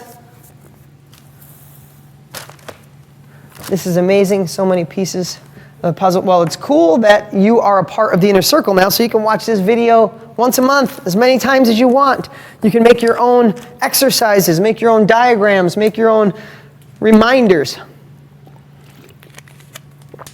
All right, guys, let's see. I'm going to get to one more exercise before we take another quick break here. And what questions we got? Just these changes will empower you. I'm glad. Dawn, glad to hear it. Liberio, pleasure. Patty, what's going on? Sandra, Scott, Andrea, Francisco, what's good to have you here, man. Dawn, what's going on? Okay, what's next? I wasn't asking you. I was kind of going to tell you. Okay. Okay, so to recap, we went through what went wrong. We extracted what was right out of what went wrong. Threw the rest away. Burned the things that didn't work out in 2017. It's research and development. It's your past. The reason I'm recapping real quick is we have some people just joining us. It's a pleasure to have you here.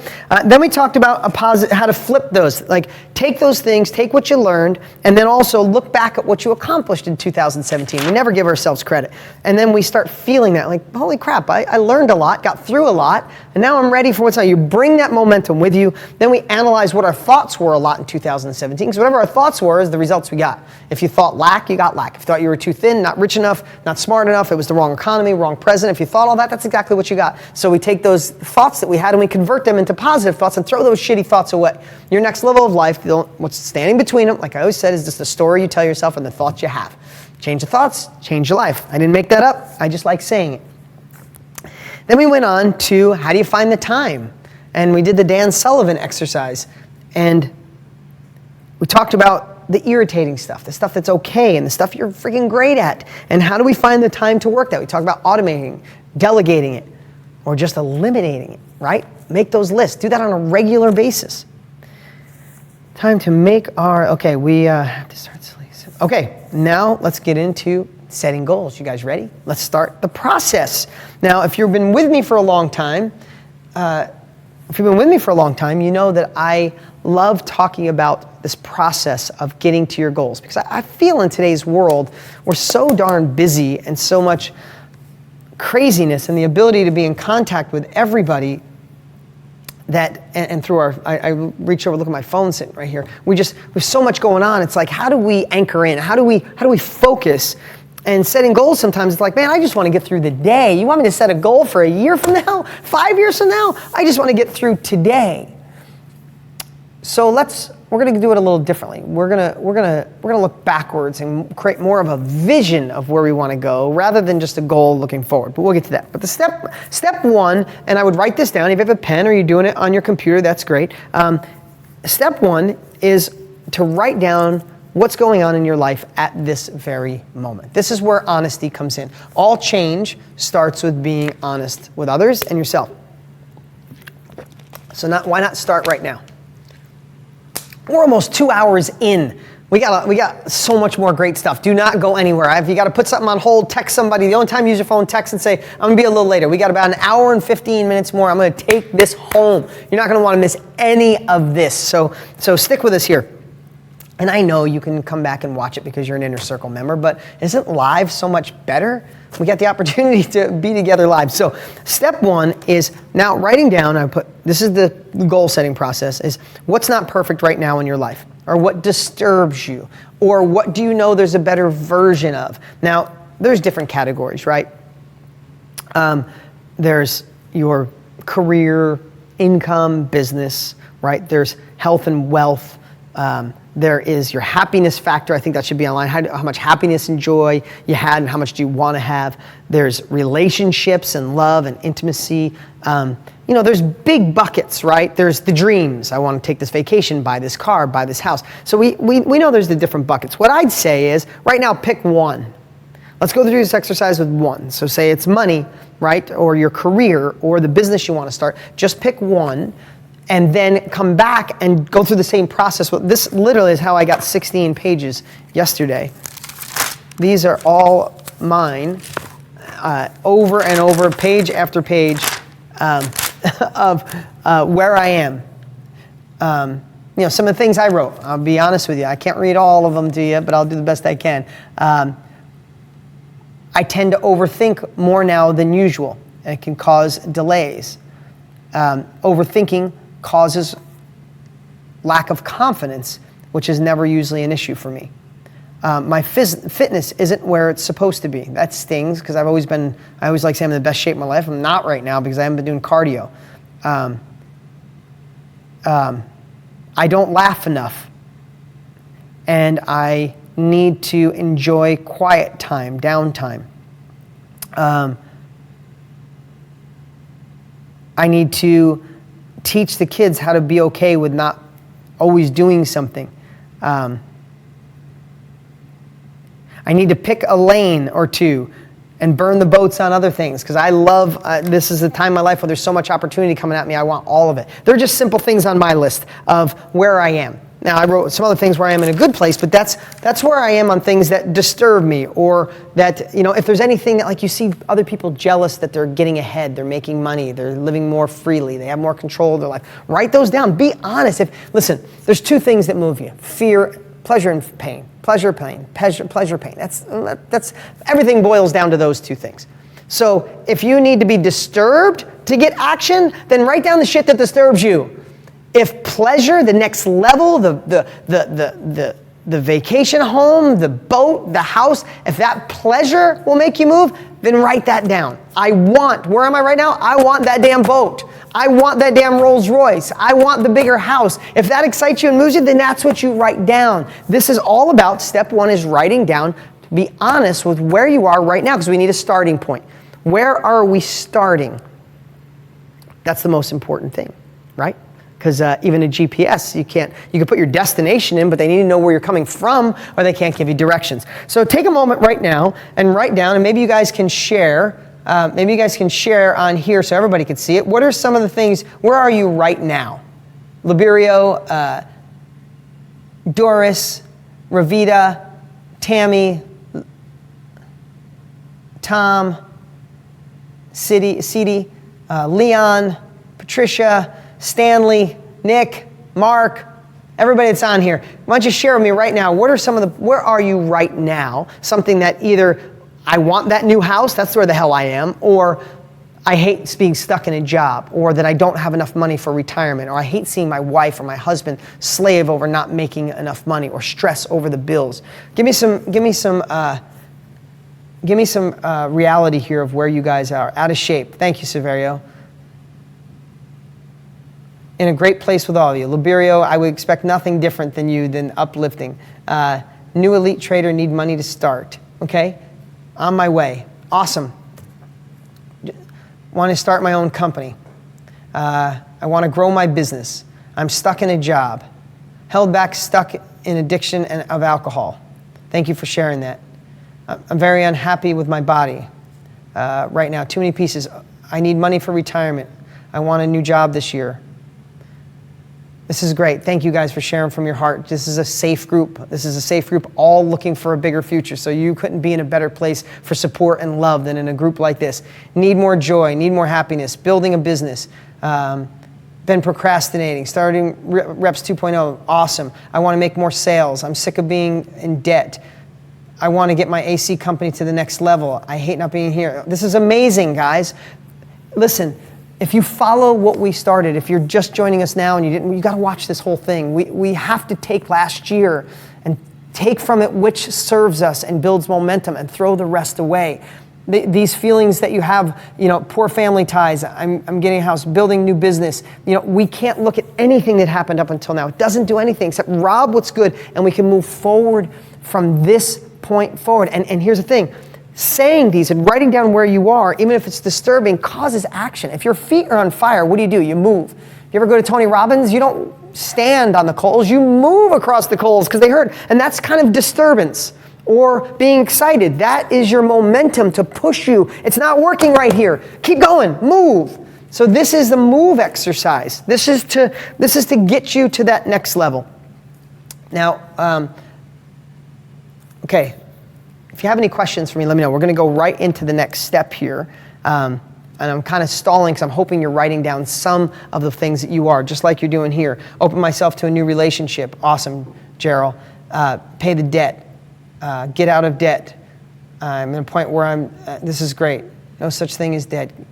Can get motivated. Focus on real estate career and ministry. Fantastic, Julia.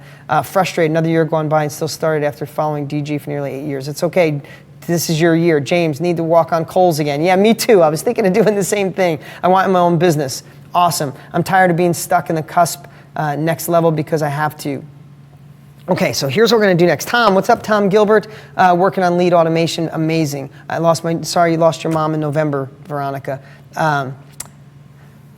Here's what I want to talk about next. So now that we are open, let yourself feel. Emotions cause movement. Emotions cause movement. Thinking about it be disturbed and you will move. The next place is now we're going to take Richard Rossi, who I talked about in the beginning, who said at the end of your life you want to look back and say, played well. Played well. I want to be able to look back at the end of life and say played well. I don't know about you. And I don't know what age you're watching right now, but life goes fast. And I'm not trying to be morbid and say you're looking at the end of your life. So let's just think about this. I'm going to start this, then we're going to take a little break here. Take a quick little break here, just like 3 minutes, and then take a 2-minute break, and then we'll come right back. Hey, Mike, do you have a video or something you can play for a couple minutes here in a minute? Okay. Even if you play the same one again, or if you got something else, play it. But I want you to think about this. Let's pretend we're 90 years old, and we're looking back. And right now, let's do this as a quick exercise, just one thing on each. And you're 95 years old, and you're looking back, and you're like, wow, I played this life well. I had one shot at it, and I played it well. It didn't happen until I was 30, till it happened until I was 40, 55, 62, 78, doesn't matter. Today's the starting point. From that day, from today on, this life was played well. Write down one thing. If you could just imagine right now, you look back, I played well, what would it be?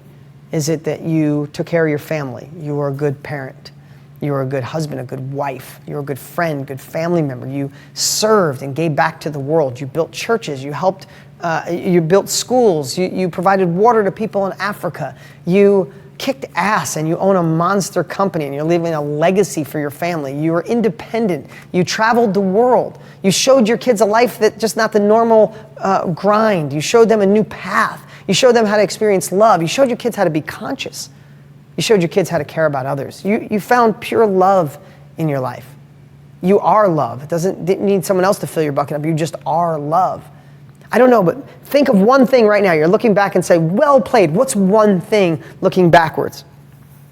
Now I want you to think about 10 years from now. It's 10 years from now. You're looking in the mirror and you're like, wow, that was the best 10 years of my entire life. Holy crap. I can't believe we did. What is it? What did you do? I can't believe I did what? You started your business. You got out of the debt. You lost the weight. You got the relationship. Became the dad you wanted, kicked that addiction. What is it? Think about that, write that down. And then I want you to think about, it's 5 years from now. Just 5. 5 years are gonna go like that. What's another one? Wow, it's 5 years now. Holy shit, for lack of a better word. Look how much changed in the last 5 years. Picture it. Picture you're in front of a mirror right now looking at yourself. What's the body look like? What's your hair look like? What's your confidence look like? What's your skin look like? What's your health feel like? Are you standing up straighter? Are you glowing? And you're going, oh my God, I can't believe I did that in the last 5 years.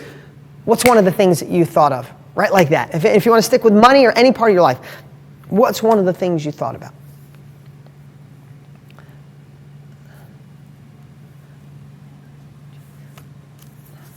What's one of the things you thought about? Now I want you to think about, it's a year from now. It's a year from now. Now I really want you to get your pen out. And then when we go to break, you can write this down during the break, okay? But it's a year from now. And we're back here. And it's the best year of your life. Again, it could be with your health and loved ones. It could be health and wellness. It could be relationships. It could be your income and money. It could be your happiness and joy. But pick one. Just pick one for now. Come back and do all of them. Let's say it's starting your new business. It's a higher level of income. Whatever it is, it's a year from now and you're in that mirror again. But this time it's just a year. It's just 12 months. And you're going to come back on here and you want to share with everybody in this room. And that 12 months, oh my God, you got rid of the fears. You overcame the obstacles. You finally got off the sidelines. You got out of debt and you're on your way to wealth. You started the business. You stopped procrastinating. Your wife or your husband's in love with you again. You started a new relationship. Your kids are on fire. You're at the best weight you want. What is the best year of your life? You're looking in the mirror right now. Start writing it down. Start writing down, what do I look like in the mirror? How do I feel? How much money am I making? How much debt is gone or there's zero debt? How much money am I putting in the bank every month? Did I buy the car? Did I retire my mom? Did I put money away for my kids? Is my retirement account building up? Am I finally on that path that I've been prolonging and procrastinating and just standing by, letting life eat me up, letting life play me when I should be playing life? What does the best year of your life look like? Just right now, just right. And if you want to share some on here, you absolutely can. If you have a question for me, I'm going to take a break here in just a couple of minutes. Share them with me on here. I'm trapped in a success of self-employment professional. I wanted 3 big things to happen and have praise God. This is great stuff.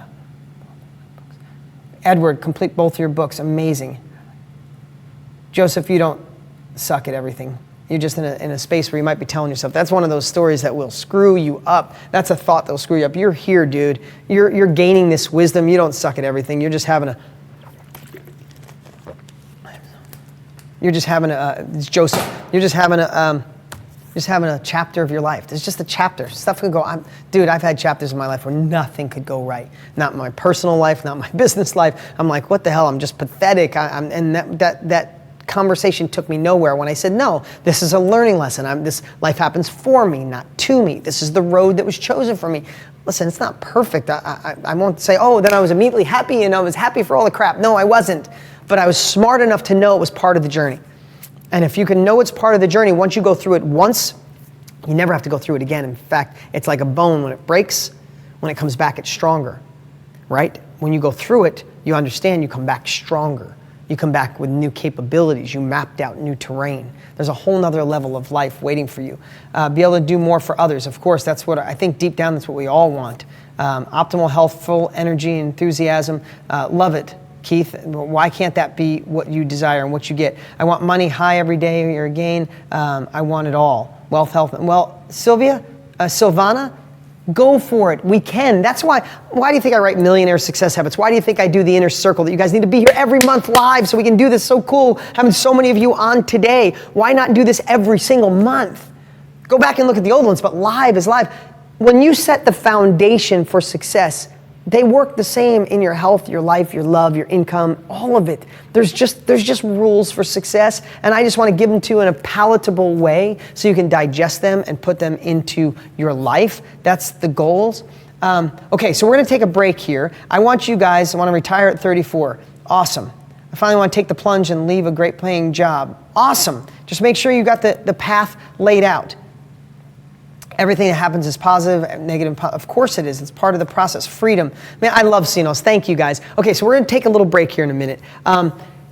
We have a whole nother hour, and I can't wait to dive in. We're going to take what I'd say Michael, play a little clip of one of our students here while I hit the bathroom and take a little break here, grab a little energy bar because I'm starving right now, and we have another hour. Don't dare go anyplace. This is awesome. Now, what I wanted to say too is today, this is my Inner Circle members. Most all of you have my Real Estate Profits from Home course or the Real Estate Profit System.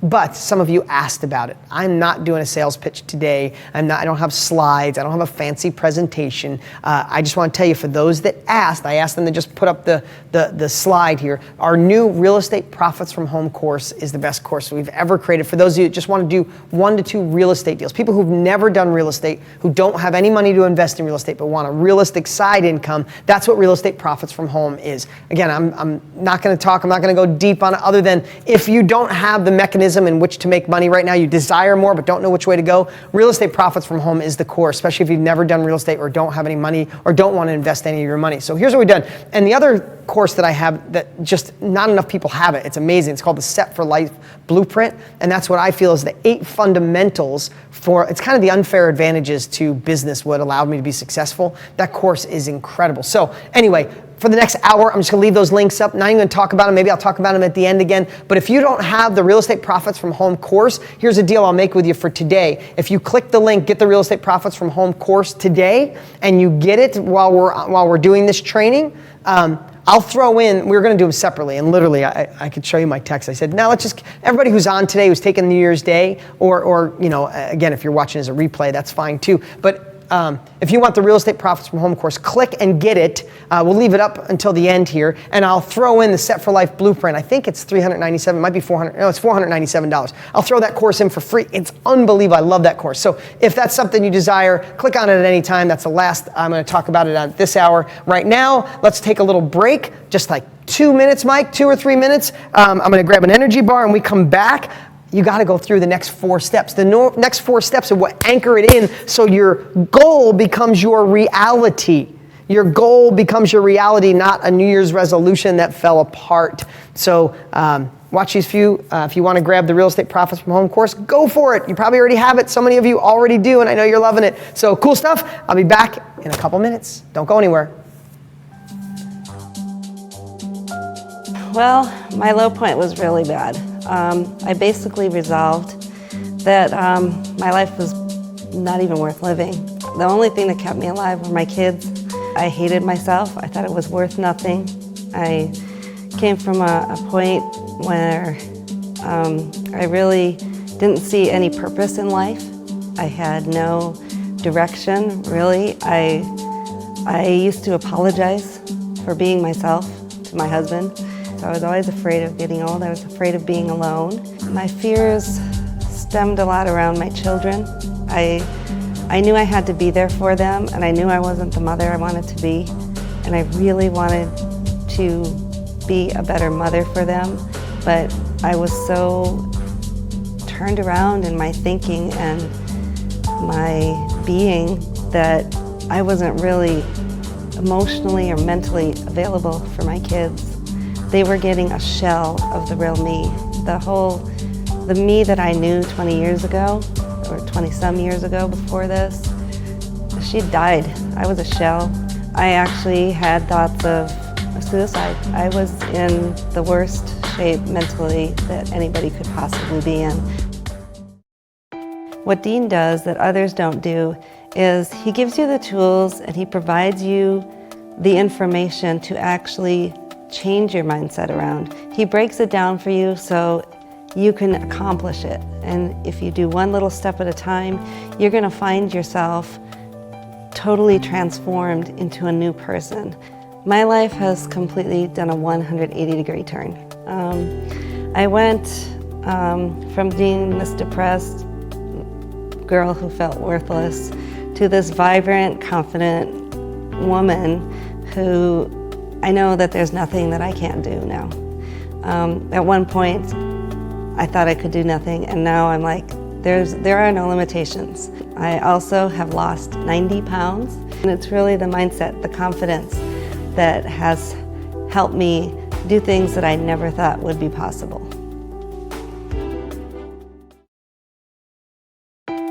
Real estate for me has given me the freedom to completely take control of my life and truly invest in the relationships that are most important with me, with my husband, with my son, with my in-laws and my parents. It's truly given me the freedom to live the life that I've always wanted to live.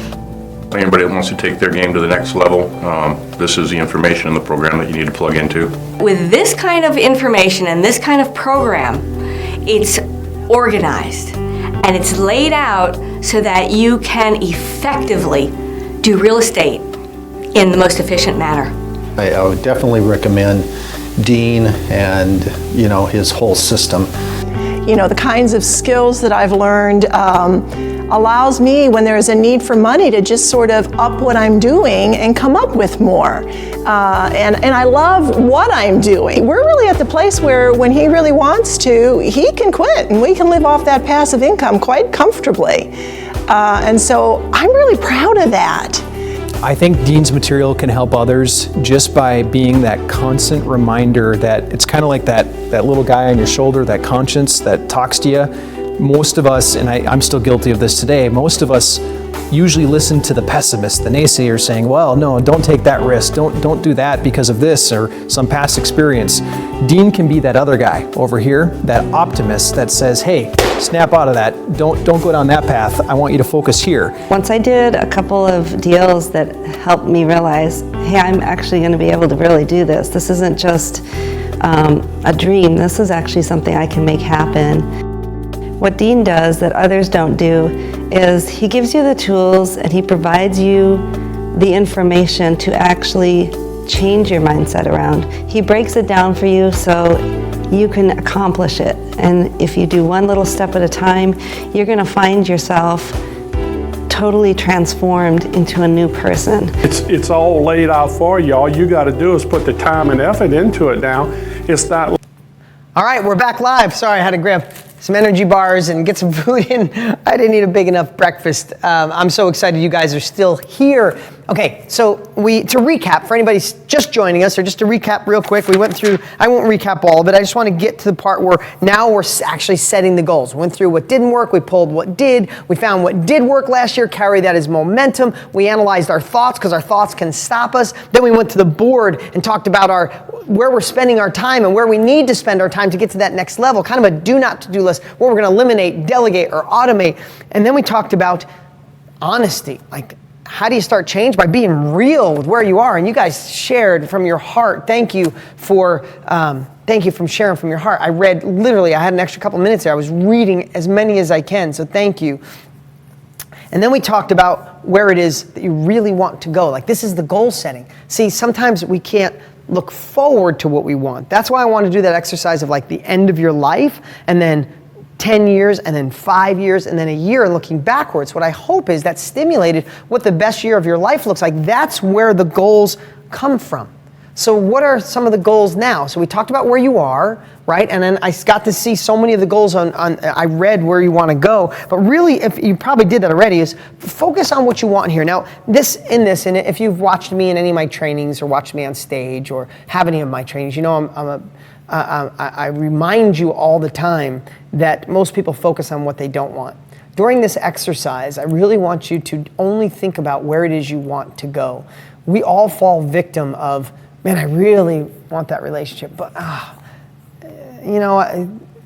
it just won't work out, and I'm not good at dating, and I don't want to go on these stupid dating sites. Or, I really want to start my own business, but the internet's just so packed, and how would you advertise on Facebook? And there's so many other people, and this president is not going to, this economy, like, you got to watch that you set this would be the best year of my life, and all of a sudden the inner villain sabotages and tells you, no, wrong time, you're not smart enough. All those thoughts, those crappy thoughts we thought about or talked about from 2017, they come back, and all of a sudden you don't realize you're not thinking about where you want to go, you're thinking about where you don't want to go. If we spend 2018 thinking about what we don't want, we will get exactly what 2017 gave us. Wherever you focused on something you didn't want, you got more of it or it didn't change. That's just the way it goes. And maybe not in 100% of the cases, but I bet you 99. It's happened in my life forever. If I focus on what I don't want, I obsess on I don't want, I do everything in my power to avoid what I don't want. What I don't want hits me square in the face. So remember that as you're going through this. Maybe you're with us live here. Hopefully you're live with me on New Year's Day. If not, you can be watching this any time of year. It's just as powerful to set the next 12 month intentions up. Know that what you don't want will try to mess with what would be the best year of your life. And I repeat that over and over because those thoughts will screw you up. Those thoughts will derail you. So that's why you got to stay clear in vision on what you don't want. Or clear in vision on what you want. And that becomes your goal. So out of that exercise of what looks the best year of your life, start extracting goals for each thing, for your health and wealth, for your health and fitness, for your wealth and job and career, for your love and intimacy and relationships, for your happiness and joy, for the big, ostentatious, they say that word right, goals and exciting things that you could buy. Extract that and start making your goal list and break it down. Like for me, I broke it down. I said my fitness was one, health was another. Fitness, for me, I'll just share. After I extracted what the best year of my life would look like, after I went through this exact exercise yesterday to make sure it flowed right. Fitness, I said working out 6 days a week again. Cardio is super strong. Yoga or stretching is part of my routine 3 days a week. Best body fat I've ever had in my life. Just feel, can I say what I wrote? I said, just feel fucking good every day. Excuse my language. That's on my goals. In my health, naturally getting my cholesterol down, which I've done, and I'm almost to where my goal is. Meditate 5 times a week. Journal daily. These are under my health because this is all part of your health. Read goals daily. That's something we're going to talk about at the end. You got to read these goals every day or else they don't stick. Practice gratitude daily. Be the observer of my thoughts. Less stress, no anxiety. Massage once a week. Chiropractor once a week. That's under health for me. That when I'm doing that, I'm optimal. I get to live in my unique ability. I do better. The next one I wrote were my emotions. Be in check of my emotions. I did a where do I want to go and my goals I did on my emotions.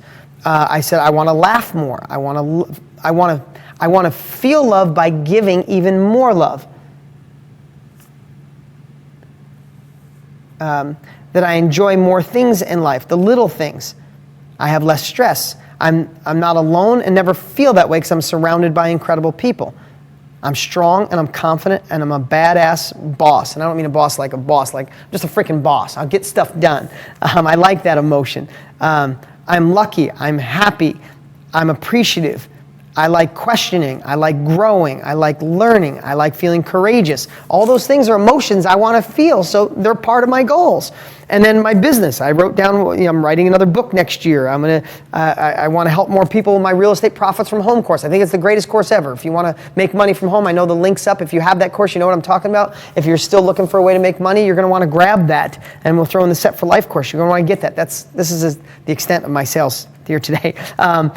I'm creating a new partnership. My 100K group is growing and with the most amazing people. I love the people in my 100K group and my 25K group and my Deal Lab people. The Better Life Challenge. If you're a part of the Better Life, if you're not, you should go to the Better Life. It's a free challenge. It's killing it. We're going to take that up to another level this year. We're going to kill it with the Better Life. Anyway, find passion. Make sure I have passion in everything I do. Be creative on a new level. Promote social media and be all over social media. Going back on TV. Feed even more people. I want to feed 2.5 million people. We fed 1.5 million in 2017. I want to feed 2.5 million in 2018. Say no more. Go deeper. Help and always continual growing. So these are things are my goals that came out of the best year of my life. If I look back and I was doing things at the end of the year, again, I'm just reading mine because I'm hoping you're writing yours down. I'm not trying to say, hey, look at me, mine are great. No, I'm just hoping right now you're doing this and not just talking about it. Parenting, to be a loving dad, and my kids know I love them and I'm there for them and safe, but I want them to grow and do their own thing. That I show them an example of strength and love by being that man, not just telling them. Write them a note daily. I just wrote that down. That's what I want to do next year. I want to write my kids a note every single day. To do what I can so they're not clingy and they can be independent. They're not clingy, but I want to make sure that I'm giving them the love, but also don't cripple them by doing too much. Lead by example. Relationships. Anyway, that's the kind of things I got from going from the end of my life, 10 years, 5 years, and then the best year of my life. My goals were extracted from that, and now I can look at these every single day, and I plan on doing it for the first time ever. I used to look at my goals all the time, but not every day. 2018, I'm making my goal list, which is right here, and I'm looking at it every single day. Okay, so now in the goal setting process, we acknowledged where we were, and then we acknowledged what our goals were, right? So now I want to show you how to anchor these in even better. Let's attach an emotion to each of your goals. Okay, so again, let's do it in one area, and then you can come back and do it with all other areas. And what do I mean by that? So when you attach an emotion to a goal, it becomes a part of your heart, not just your thoughts. Part of your heart, not just part of your thoughts. Think about that. So let's say we had some great people talking about their goals. Let's say we had so many people say they wanted to start their own business. Okay, so start your own business. If you think, I want to start my own business, I want it to give me more freedom, and I want it to make me 20 grand a month. Just throwing a number out there.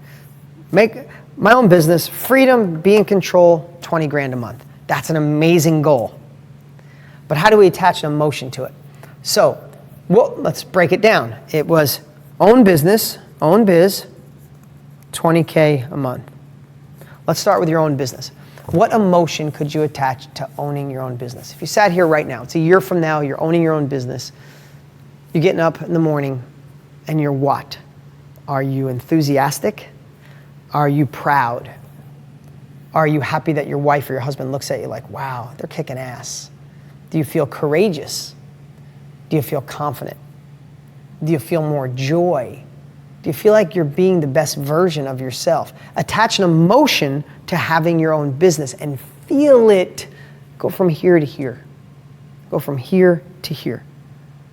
Okay, say the goal is $20,000 a month. You could say 20 grand a month pays all the bills, chips away at the debt, we could still put money away. Okay, that's great. But how would that make you feel?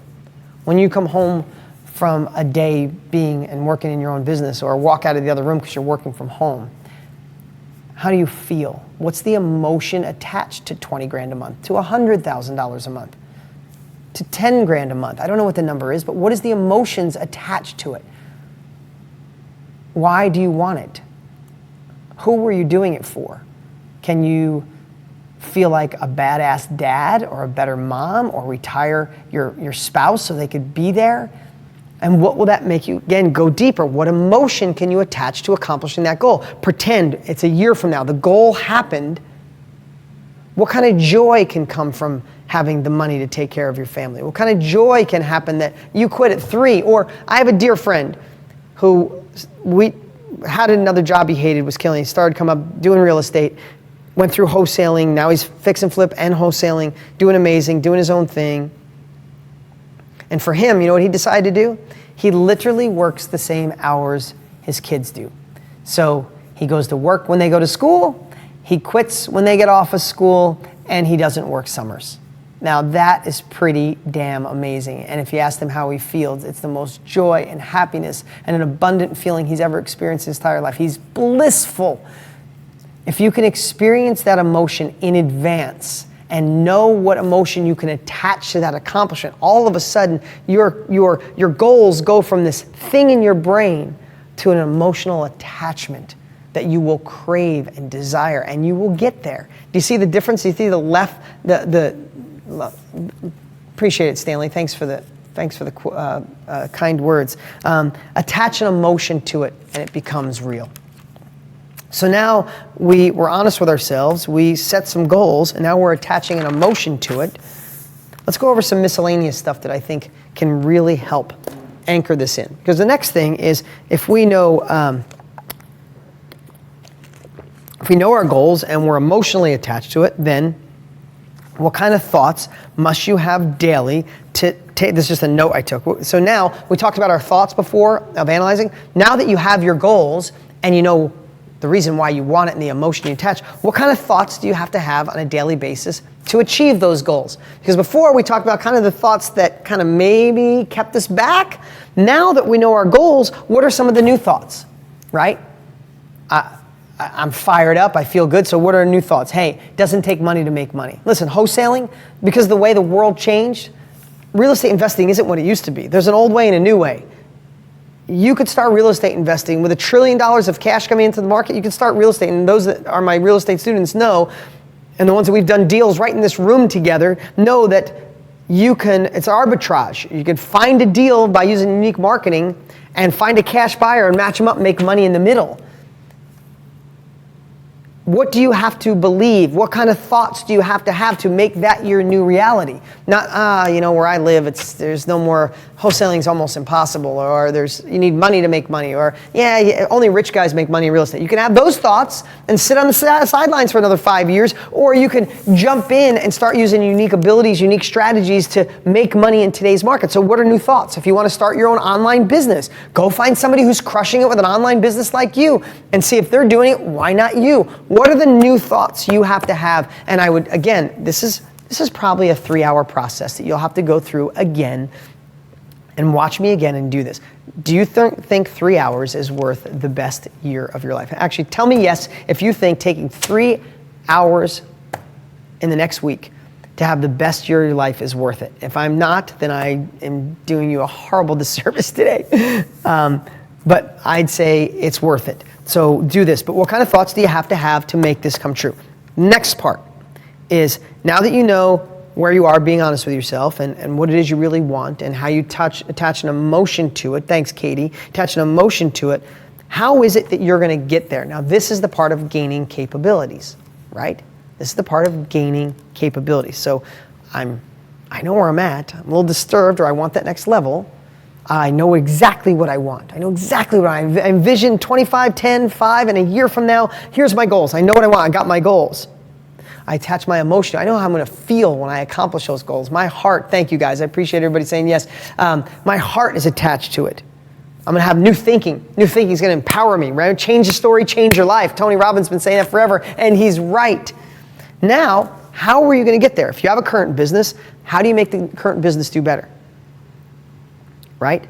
I teach what I believe are the unfair advantages to any successful business. People think about processes and systems. For me, I have a different take on it. It's how do you build relationships? How do you market? How do you sell? How do you negotiate? How do you take action in a massive way? How do you outdo your competitors? That's the stuff I teach. In fact, that's what I teach in the Set for Life course. It's what I believe are the unfair advantages that allowed me to go from that broke kid to generating hundreds of millions of dollars. I never would have done it without those fundamentals. Well, how do you gain those capabilities in your current business? How do you ramp up your marketing?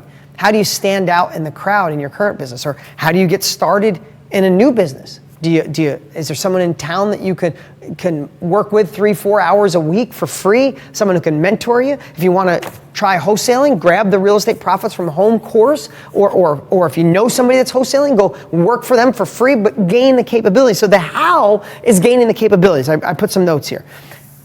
Who must I hang around? What capabilities must I gain? What time can I commit now that I did this process? What focus can I give? How can I not dabble? What should I say no to immediately so I can say yes to new capabilities? Who can help me? How can I raise my standards? How do I raise my values and what I want from my life? Those are the hows.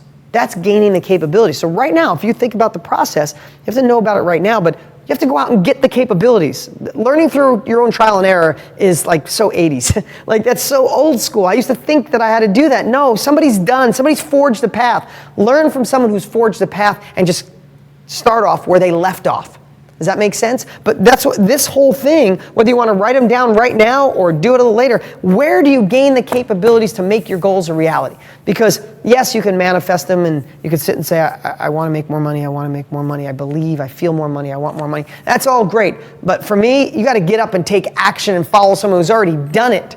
That's how you get to the end result quicker. So when you look back at your goals, you want to lose weight, if you can afford to get a dietitian or get a great coach, get a great fitness, what would you call, I'm sorry, I'm brain dead right now. Get like someone to work out with, right? A fitness coach? Is that, oh my God, a trainer. God, I couldn't think of the word trainer. You want to get a trainer. Sometimes if you get a good trainer, they also know how to help you with your diet. You don't have to get both. Get a good trainer, even if you go to a trainer twice a week. Someone that is in great shape, ask them about their diet. Get some tips so when you go to the gym, you're not standing around going, should I go to that machine? Should I do arms? Should I do back? Should I do cardio? No, let somebody show you. That's how you gain capabilities, right? If you want to fix your relationship, Google and find someone who's amazing at repairing relationships. You want to start something new. You want to lose weight, find somebody who masters it. You want to make money in real estate. Get the Real Estate Profits from Home course. It's laid out step by step on how we do it every single day. You want to take your business to the next level. Get the Set for Life blueprint.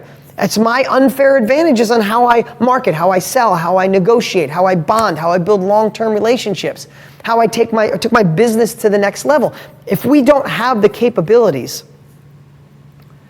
then we learn from our own trial and error, and time is of the essence. You know, today's technology, today's world allows us to learn from people a lot faster and quicker. So what's your list? How are you going to learn quicker? What is it that you want? You look back like I did on my goals, and I still to this day, I have my list in here. I have my how on what capabilities, what people I'm going to surround myself with, who I want to reach out to, who I want to ask for help, what courses I want to buy. I'm a part of 3 different masterminds.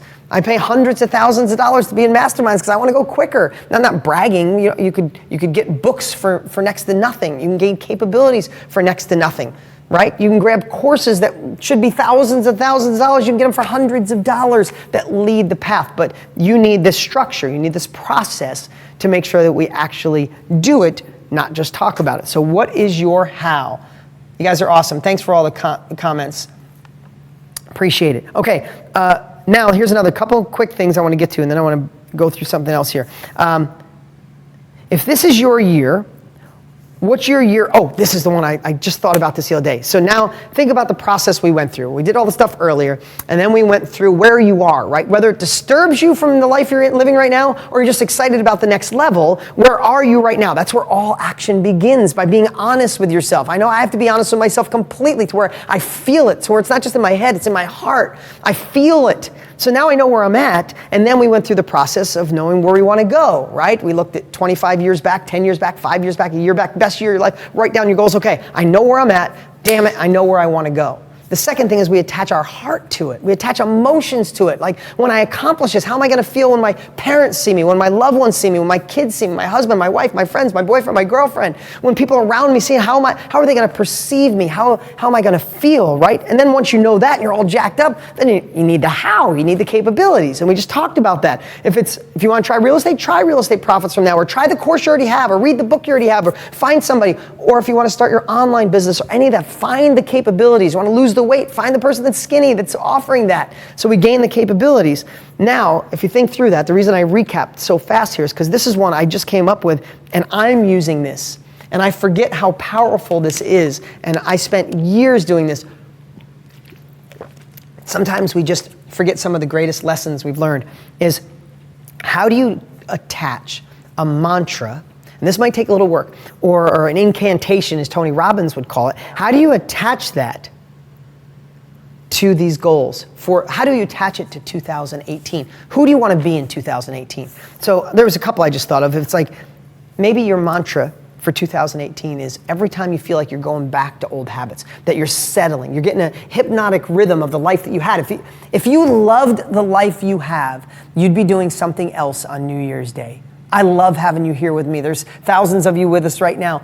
You'd be someplace else because life would be on fire. And there's something more. It could be great, but there's another level you're looking for. So if you're here, how do we set a mantra that just defines us and clicks us back into shifting, course correcting? So what about if your mantra for the 2018 was, if not now, when? Right? Every time you feel yourself settling, go, no, if not now, when? Now. Right? So think of that mantra. What if you said that every day right after you looked at your goals? Look at your goals every day, and all of a sudden you go, if not now, when? Or what about change my thoughts, change my life? You're going down a path, you start thinking, oh, this is going to go wrong, or what if I go broke, or what if I'm sad, what if it doesn't work out? It's like, no. Those thoughts didn't serve me in 17. They didn't serve me in 16. They didn't serve me in 2010. Maybe they didn't serve you in 1985. They're not serving you then. Why are they going to serve you now? They're not. So maybe every time you start thinking of the shit, the stuff that's going to steer you in the wrong direction, for lack of a better word, you start with the mantra, the incantation, change my thoughts, change my life. No. I don't need money to start that business. I need my effort. I need my energy. I need the tools, and I can do this. No, this relationship could be amazing if I change my thoughts, change the direction. So maybe your mantra is change your thoughts, change your life. Or I can do anything. Or what fires you up? I would Google incantations. I would Google mantras, or make up your own. Find one that's your silent pattern. So you're sitting in a job that you hate, but you know you're 6 months away from starting your own business, opening that new office or that new side hustle, right? But for 6 months, you want to be in a good space. Don't let the job kill you. Do it to the best of your ability till the day you quit. And one of the secrets of the most wealthy people I've ever met in my life, John Paul DeJoria, who started Patron Tequila, and Paul Mitchell, Tony Robbins, Richard Branson. All I know is even the times they were doing stuff they didn't like, they did it to the best of their ability until it was done. Don't be, I gotta do this job until the new thing. No, you'll never get to the new thing. Bring the enthusiasm, bring the excitement, bring the energy into the shit that you don't like right now, and watch it change. Watch how you step up. Watch how opportunity just floods you, right? So think about that as you're going through. And what if you had your private little incantation, your private little mantra, that the only person that knows it is you? So you're going through and you're doing the stuff you don't really like to do. You're fixing the car, you're doing the paperwork, you're doing the bookkeeping, knowing your new business is coming, but you start getting off track and feeling sorry for yourself. Or you see your friends that are getting rich, or your other friend gets married and they have this $200,000 wedding, and you're like, oh, why not me? Will that ever happen to me? I won't have the money, and maybe I gotta elope. No, don't think about all that stuff. Just go, you know what? If not now, when? If not now, when? Listen, I had a mantra or an incantation about 12, maybe 10 or 12 years ago. I went through a really tough time. I lost most all my money. The money I had saved, an accountant stole everything that was left. I went to tap into my safety money. My safety money was gone. A big account I had, and I thought I was going to collapse, thought I was going to lose everything. And I got into this, why me? I started thinking, who are you thinking you're smart? If you didn't go to college, you barely got out of high school, you thought you could run a big business, you're going to fail. I started all this shit talk in my own head. I was going down a bad path, maybe a couple months, literally a couple months, and I was like, I thought I was losing everything. And then I got this incantation in my head, and I'm just going to say it like it is, and I started saying, if I can get through this shit, I can get through anything. If I can get through this shit, I can get through anything. I'd see the accountant, no money in that account. Oh, take a breath, a little anxiety, and go, no, if I can get through this shit, I can get through anything.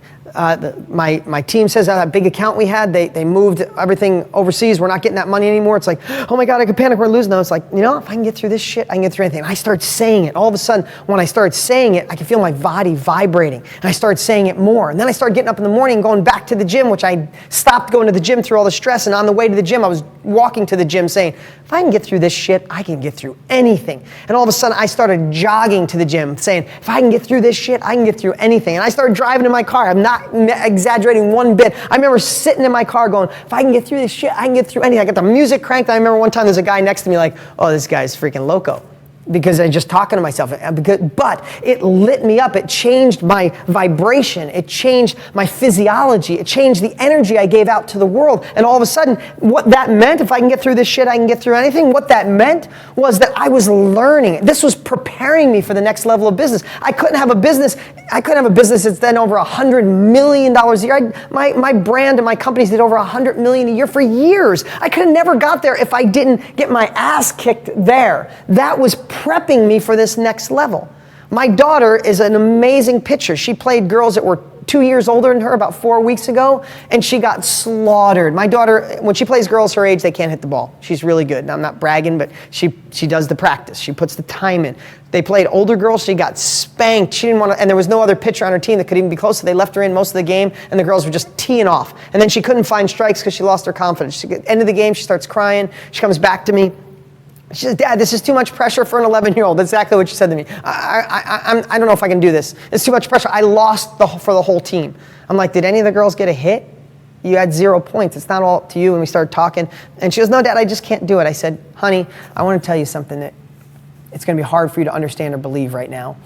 But you will learn more from this loss than any of the 5 or 6 wins you had prior to this. It's like, no, Dad, I don't think I could do it. 2 days later, she asked me, we were at her pitching coach. The next 3 nights, every night, she's like, please come home from work. Please, Dad, I want to meet you. I want to pitch. Pitch, pitch, pitch. Next game, she slaughtered it. Best game of her life. No girl even had a chance. Like, they were in the 3rd inning. Not one girl even put the bat on the ball yet. That fired her up. And she could have been, I'm quitting. This is stupid. I don't like the pressure. How many times in life have you got to that game and you never got back in? We can change that. So what do you have to do? What incantation, what mantra can you tell yourself on a regular basis that when your ship starts steering in the old direction, it's not working, you could steer back and you can go towards these goals that we took the time on New Year's Day or whenever it is you're watching us to do. So what's a mantra? What's one, if you guys want it while I'm talking, if you have one that you're already thinking of, share it. Okay. Next note I had here. What routines do you need to create to stay front and center? So your goals say front and center. So now I want you to think about how can you set yourself up for success? If you're writing these down, if you're like me, like I said, I spent hours yesterday doing this myself. Here's all my notes for you. What routines can you do and start them today for the new year? They're the routines around the goals, not just the goals, but we have to set ourselves up for success. Here's what I know. You can set all the goals in the world. You can know where you want to go, why you want it, how you're going to get there, attach your heart to it. You can have your mantra. But if you don't set up routines, little things that can shift and course correct you, you'll fall back to old patterns. Not because you're bad, not because you're lazy, but we all do. I need to do this. The reason I can teach this so well is there are things in my life right this very minute I have to change. And if I don't set new routines, if I don't set deadlines, if I don't set goals, I can go, I'll get to it next week. It's a little painful. I don't really want to do it next week. Oh, no, I'll figure it out. No, I'll get it done. No, if I don't do it, I will lie to myself. If you don't, you will lie to yourself. So get disturbed by inaction. Get disturbed that you're not pointing your ship in the direction you want to go. Get disturbed that 17 might not have been the best year of your life. I'm sure it was amazing, as we talked about. We extract what was good, but if it wasn't great, how do we make things better? We set up new routines to keep us on track. We course correct the ship. So here's some ideas. 1, set alarms in your phone. I teach this in my book, and I just reset mine. I got a new phone and I forgot to do it, and then I reset mine today. And I want you to think about how you can set an alarm. If you have an iPhone or any phone, you can go in and set an alarm for different times a day, and then you can say what you want. So let me give you an example. So at 8 o'clock in the morning, I have an alarm that says this. It says, let's see, edit. It says, read your goals and practice gratitude immediately. That is my 8 o'clock alarm every single day. That's a pattern interrupt. That's getting sucked into your day and going back to old routines. All of a sudden that goes up. It's like, no, I wrote these goals down. I'm going to take a minute and I'm going to read my goals and I'm going to be grateful. I don't care if you're grateful for the food in front of you, the company to the left of you, that you're still here. 150,000 people die every day. Not being morbid, that's a fact. If you're sitting here watching me right now, you're not one of them. You're here for another, you're here into another year, and I hope you're here for 100 more, but you're here right now. What can you be grateful for in the moment? And while you're practicing gratitude, read your goals. What else can you do? Yeah, look at your goals 2 times today. Visualize. Do you know how important visualization is? I forget to do it sometimes. I mean it. This is what I do every day. I write books. I have multiple New York Times best-selling books on this. This is what I do every day. I teach my friends. I teach my family. I teach thousands of people. I've been on stage with Tony Robbins where there's 15,000 people in the audience and we're crushing it teaching this, and I'll still miss it. I'll still miss visualization. One of the greatest things, and we went through the process today, I want you to think through the terms and thoughts of visualization, is pretending it's a year from now and it's the best year of your life, but when you're done today or this week or every week, really picture it. And don't picture, you want the new house? Picture walking in the house. What color is the foyer? Where is the kitchen compared to the living room? When you cook, where's the family going to be? Where are they going to sit? What's it going to smell like in the house? When you look out the back door, what's that going to be like? When you open up the doors, when you look outside, when your cousin or someone you went to high school with or your in-laws come over for the first time and you open that door, what are they going to feel like? What is the look on their face? And how's the look on their face going to make you feel? And what emotion are you going to have when they feel that or you feel it? Are you going to be proud? Are you going to be confident? Are you going to be courageous? Are you going to feel love because you just want everybody in your home and you want to give love, feel love? Do you want to feel love by giving love? Right? When you visualize, everything changes. When I said before, I was kind of sneaking you into visualization, looking in the mirror 10 years from now, looking in the mirror 5 years from now, looking in the mirror a year from now. But if you look in the mirror and you pretend you're looking in a mirror and you're looking in the mirror 1 year from now because you want your body to be different, what's it look like? What do your abs look like? What do your arms look like? What's your shoulder look like? How are you standing? Right? When you visualize and you feel it, your subconscious does not know the difference. How many times have you thought someone screwed you over, right? It's like, oh my God, I can't believe he screwed me over. I can't believe that money was there on the table and he took it. And all of a sudden, your body doesn't know the person didn't steal it because your thoughts made your body feel that your friend or somebody took advantage of you, messed around with your boyfriend or took your money or said something about your family, and you're like, and all of a sudden your body doesn't know it didn't happen. You're physically feeling it. You could have anxiety, you could have stress, you could have depression, you could have worry. Your body feels it, and all of a sudden somebody calls and says, when I was over your house the other day, I grabbed that 20 because I didn't have any money. Sorry about that, I'll bring it back to you tomorrow. You're like, oh crap. Or, hey, I just want to let you know, I talked to your boyfriend about you because things weren't going good, and I figured I'm going to go to lunch with him and set him straight. I think he's in a good path. Oh, so you're actually helping me. You didn't do like those are the type of things we've driven ourselves nuts over, and they're not true. So if we can if our bodies can feel something was true when it's a lie, then what is the difference of visualizing what you want and letting your body feel it? If your subconscious thinks it's happening, guess what? Your subconscious will say, oh, this is already happening. We already found this love of our life. We already making that money. We already started our new business. We already feel good. We already have more joy. We're already at a next level of life. Oh, this is where we are. Let's just continue down this road. Let's not have any more of those thoughts that it can happen because it's already happening, obviously, because that's what I feel, right?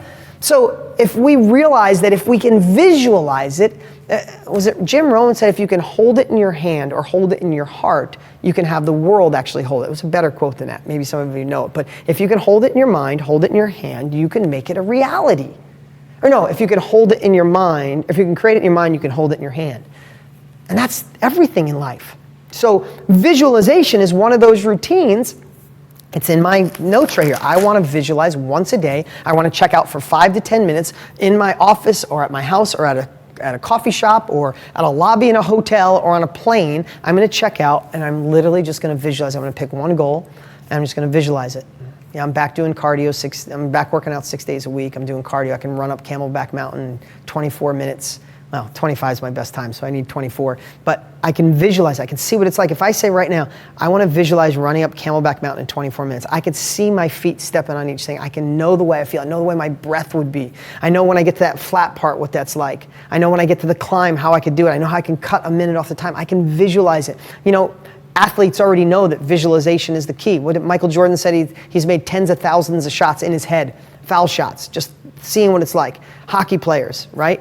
Wayne Gretzky said he used to just visualize smacking the puck and watching it lift and go into the net over and over. You listen to the gymnasts, they will think about being at the Olympics, and they will think about that last time they're up and they need to get a 8.5 or better to win, and the crowd is there, and they'll think about how they run up and jump and how they grab the beam and how they do that first flip, and they'll think about their landing, and then they'll visualize standing there getting the gold a ribbon put around their neck. They'll visualize that 5,000 times until the day it's there. Then it's routine. They're already there. They already did it 5,000 times. So we have to train ourselves with these new routines. Visualize the better version of you. Meditate on it. Now, meditation is one of those things that if you meditate, you get it and you love it. And if you've never done it, you might say, that's not for me.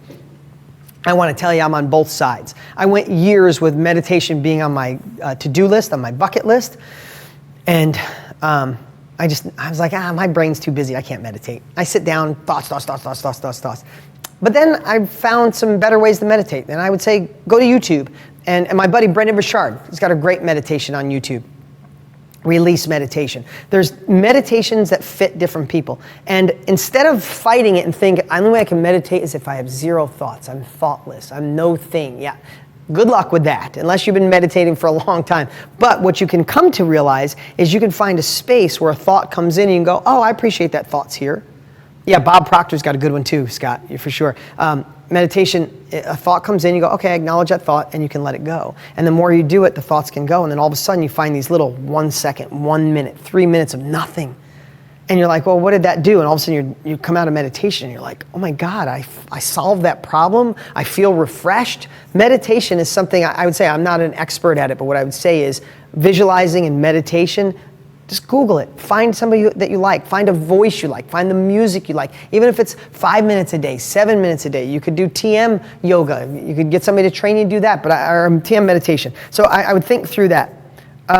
Listening to the right books or reading the right books. I listen, so I say listen. But I don't need I don't need to be fed better ways or reminders on a yearly basis. I need them on a weekly basis. I do. Life can derail you, especially when you're moving fast and going to that next level. It's easy to get sidetracked. It's easy to get derailed. So for me, I need to read. For me, it's listening to a book of someone I respect, someone who's forged a path before me, somebody who's done it before. Sometimes I read business books. Sometimes I read parenting books. Sometimes I read personal development books. Sometimes I read my buddy Tony Robbins or Eckhart Tolle, or I'm reading a book called Letting Go right now. I mean, there's always something to feed the soul of what you need. There's somebody who's already accomplished it. If you need it, find the books and fill your body with that. Create a routine in your life where you fit some of that in every single day if you can.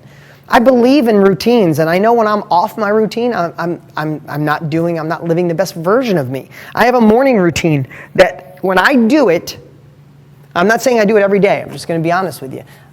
I've had years where I've done it almost every day, and then I get derailed for 3 or 4 months, and I realize it's not working, and then I circle back around and I make it a daily routine, and I'm back on track. But I have a morning routine that helps point me in these directions. Guys, I appreciate it, and we're coming up here on the 3rd hour, so if you got questions for me, start thinking of questions that you have for me, and we'll do a great Q&A at the end. But let's talk about a morning routine. I'm going to tell you mine, and you can adapt any way you want. Maybe you have the perfect morning routine. You get up, meditate. I just know time is quick. Life is quick. We're busy as heck. We don't have 2 hours in the morning to do the perfect routine. I'd love to have 2 hours in the morning. I'd do yoga, meditate, work out, eat right, but we don't have that time. So my morning routine is pretty simple. First thing is at night, and I haven't been doing this lately as much as I used to. I haven't been looking at it, but I haven't done it, and I'm gonna start again. I give you my word, is at night when I go to sleep, is put my phone on airplane mode. So there's no dinging in the middle of the night. You're not rolling over to be tempted to see if somebody sent you a text or sent you an email or the picture you put up on Instagram or Facebook if it got any likes. That stuff derails you, because what you're trying to do is build your confidence to stick to your goals, to stick to your path. So if you wake up in the middle of the night, or you look at a text that's negative, or you look at an email that's not positive, it could put you in a defensive mode at night, the middle of the night, or even in the morning. So my routine in the morning, this is just one of the routines, is I put your phone on airplane mode at night. And when you first wake up, don't look at your phone first. We all have the habit of doing it. I'm telling you, if you want to try something different, don't look at your phone first. Second thing is, instead of that, feed your mind, feed your soul. So how do you do that? You could read a chapter or a few sentences out of the favorite book that you're reading right now, a personal development, personal growth, something in one of the trainings you got from me, something from the Inner Circle about happiness, about joy. Read something, or just be grateful. Low levels gratitude, not gratitude like I'm like these sheets feel so amazing, or I woke up today, or I'm alive today, or my family's okay. Whatever you can find, just put your mind, the first thoughts, in a gratitude space, or in a personal growth, or pray, talk to God, or open up the Bible, something that lights you up before you start the routine of the day. Again, putting you in confidence mode, in offense, not playing defense. So first is, phone's not going to derail you. Secondly, practice a little gratitude, read something good, pray, something that puts you in a good space. Then what I do for me is I set an intention for the day. Today I want to accomplish this. Set an intention. Set what a win would be today. Just one thing. Today I want to get that smile. Today I want to say yes. Today I want to accomplish this. Today I want to be the best teacher. Today I want to be the best trainer. Today I'm going to be the best dad. Set an intention for that day. So you didn't look at your phone yet. You practiced some gratitude, read something that inspired you, and you set an intention for the day. Then for me, I feed my body. I don't do coffee when I first wake up, and I want to move in the morning. That's the next step. So I want a little nourishment, but I can't eat a whole meal. So for me, I do a scoop of green powder. I do apple cider vinegar, some MCT oil, and a full lemon in a glass. I shake it up and I down it. So I feel like I fed my soul, and then I fed my body, and then the next thing I do is go move. And this is where I got my routine off a little bit. That's why this New Year's going to put me back in shape. 6 days a week. I down that. As soon as I'm done, off to the mountain to run, off to the gym to work out, off to spin class. Immediately, I have to move in the morning. I can't work out at night. I just can't. I've been lying to myself for years. I get in a rhythm of the day. I don't want to stop and work out after I start. I can't do it at night. I don't want to be with my kids or people I love. I don't want to work out. So for me, my workouts, 5:15 to 5:30 in the morning. I get done with that. Now I feel like I fed my soul, I fed my body, I moved. Whether you start walking, that's fine, move, right? I didn't say kill yourself, move. And then when I get back, the next thing is to set a goal list for the day, but not what you have to do.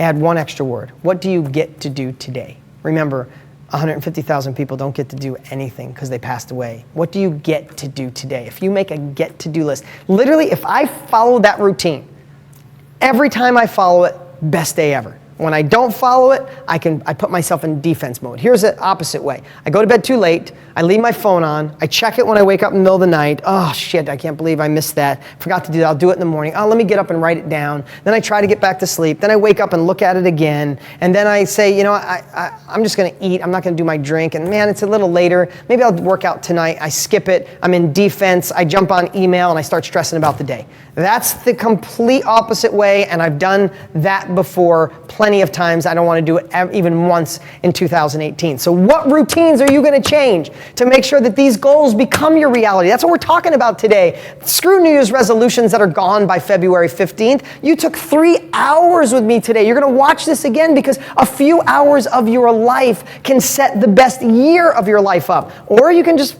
default back to what you did last year. Not that last year was horrible. I might have had a great year. But don't you want it to be better? You wouldn't be here with me. You wouldn't be a part of my inner circle if you didn't want this to be a vibrant, epic year. These are some of the things that could do it. There's also nighttime routines. You could take the same kind of thing. What I've done for a while now, and it's only been about 6 months of my life, this is the same book. This whole book right here is filled with, you can see the dates, Wednesday the 20th.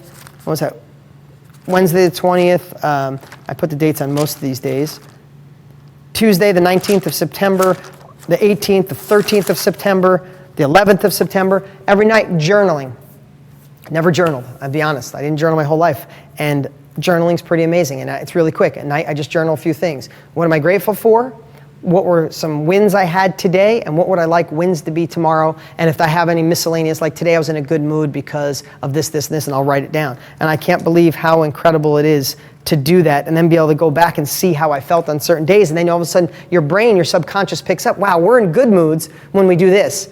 We're kind of in crappy moods when we do this. That's what journaling does. It's like, not only do you have it in here, you have it in a book, and you're like, I shouldn't do this anymore, because every time I see I have a bad day, I was thinking about X, and that's where we can find the time to nuke those thoughts.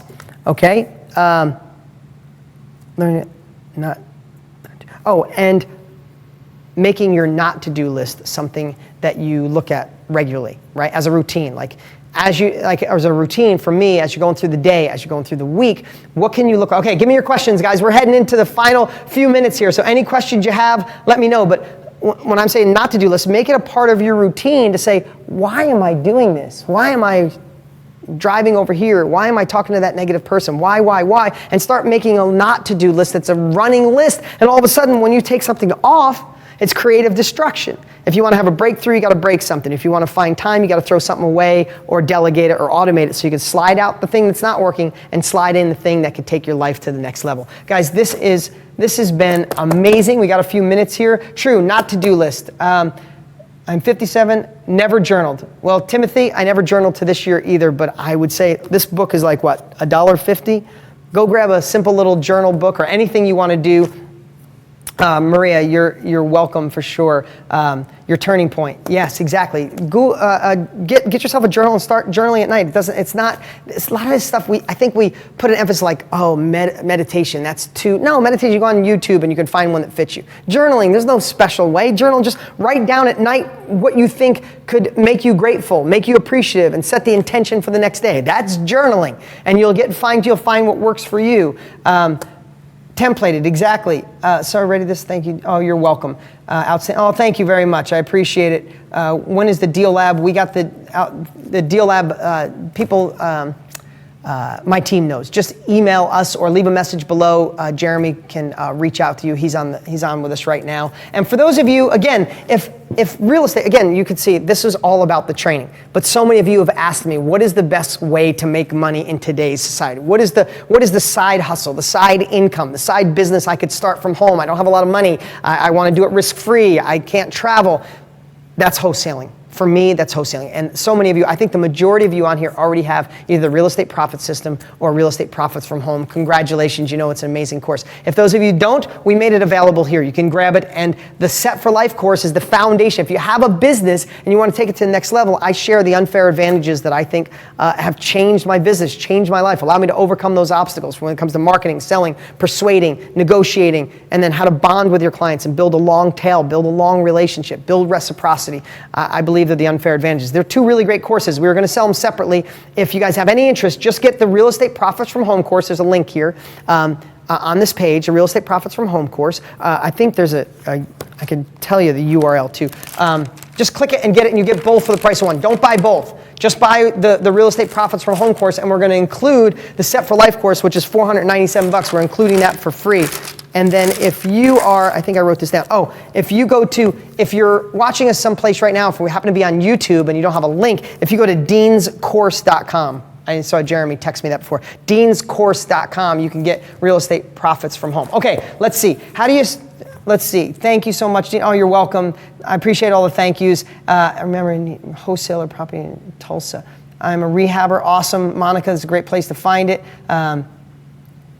Thank you. God bless. Thank you, Dean. Looking forward to the Edge. The Edge is going to rock. If you guys, I think, if you don't have a ticket to the Edge yet, we might be sold out. There might be a few spots left. If you get Real Estate Profits from Home course, it comes with 2 tickets to the Edge. If there's still space, you'll have this year's tickets. If not, you'll get next year. But I think we have some spaces. So if you get Real Estate Profits from Home, you'll get tickets to the Edge. Can't wait to see you, meet everybody in person. I'm glad it was awesome. Let's see. Thank you, Dean. tend to get back to old ways. I have Reps 2.0 course. Do I need real estate profits from home? Great question. Real estate profits from home, the whole thing is dedicated to wholesaling. How to do 1 to 2 deals from home. It's not the how to do 100 deals. It's the process to wholesale using modern day technology made easy, right? So it's how to find the deals from home, how to lock up the deals from home, how to hand it off to a cash buyer from home. Again, if you go to the link or you go to deanscourse.com, it kind of breaks down everything that you learn. So it's very updated specifically for wholesaling, at least that course. You know, we have a lot of other training, but that one's for wholesaling. Such a great way to start the year. Edge replay from last year. Can you do Edge remotely? Yes, you can do the Edge remotely. We're going to screen, anybody who's got tickets or anybody who gets the course, we're going to do a live cast. So the whole thing will be live, and we even talk to the audience from home. Hopefully you can make it, because I'd love to meet you in person, but if not, you can watch from home. Let's see. Yes, it's in April. The end of April is the Edge. What are some of the best alarm hacks? Love this. Oh, just set alarms. I used to have like 5 of them, except there was too many, so I boil it down to 3. So I know, like, if you know a certain time of day where like you're a little stressed or overwhelmed, then set yourself an alarm that says, hey, take a breath. Everything's going to be okay. You're great. You're blessed. Like mine was, take a breath. All is okay. You're blessed. And then I had one for around 7:30 at night, because I knew I'd be with my kids. It said, look around and be grateful for those little nuggets. Because sometimes I'd be home after a long day and not in the zone, not being conscious with my kids. That alarm would go off and I'd be like, oh, change of state. I'm going to be present with my kids. How do you establish credit if you have none? That's why wholesaling is so amazing. You don't need credit to wholesale. And if you start wholesaling, matching buyers and sellers, make money in the middle, what happens, you attract investors, you attract people with money, and all of a sudden you could start going to a bank. And one of the things I did when I was really young is I took out a $3,000 CD and then I let the bank keep the money. So it was secured by the money I borrowed, and then I just paid off the CD monthly and I built my credit. So that's a great way. You can get a little credit card, use it, spend a couple $100 a month and spend it back. But start making money and then start building your credit. Let's see, Dean, how do you do this? How will you erase or move bad things that occur to you over and over again? Maurice, you know, you can't erase everything that goes bad in your life. You can't. There's some things that still haunt me. But all I know is they can be your anchor and they can be your excuse to living a life not lived. You can look back when you're 90 years old and go, wow, all those things that went wrong with me, they prevented me from living my full life and I got through it. No, screw that. Don't you want to look back at the end of your life and say, yeah, I had some shit go sideways. I had people take advantage of me. I felt sad. I felt lonely. But instead of loathing in it, I use that as power. I use that as juice. I use that as fuel. And I gained the capabilities and I went after it and I failed more, but then I found this. And all of a sudden you're 90 years old, Maurice, and you look back and go, well played. I was screwed up till 47. I was screwed up till 52. I was screwed till 35. But that one day I decided to use my past as my leverage, my past as the fuel for my gas tank, for the wind behind my sail. Listen, I don't know what you've been through, Maurice, and it could be just crap after crap after crap. But I have to believe that God knows what he's doing, or whatever you believe in, the universe knows, and you're getting exactly what you need to be the best version of you. But you can let the thoughts say, why me? Why would somebody do this? It always fails. I never get a break. I'm not saying you're a pity case in any way, but we can all feel those. And you can be stuck there, because what we think about is what we get. Or you could say, you know what? All this shit happened to me.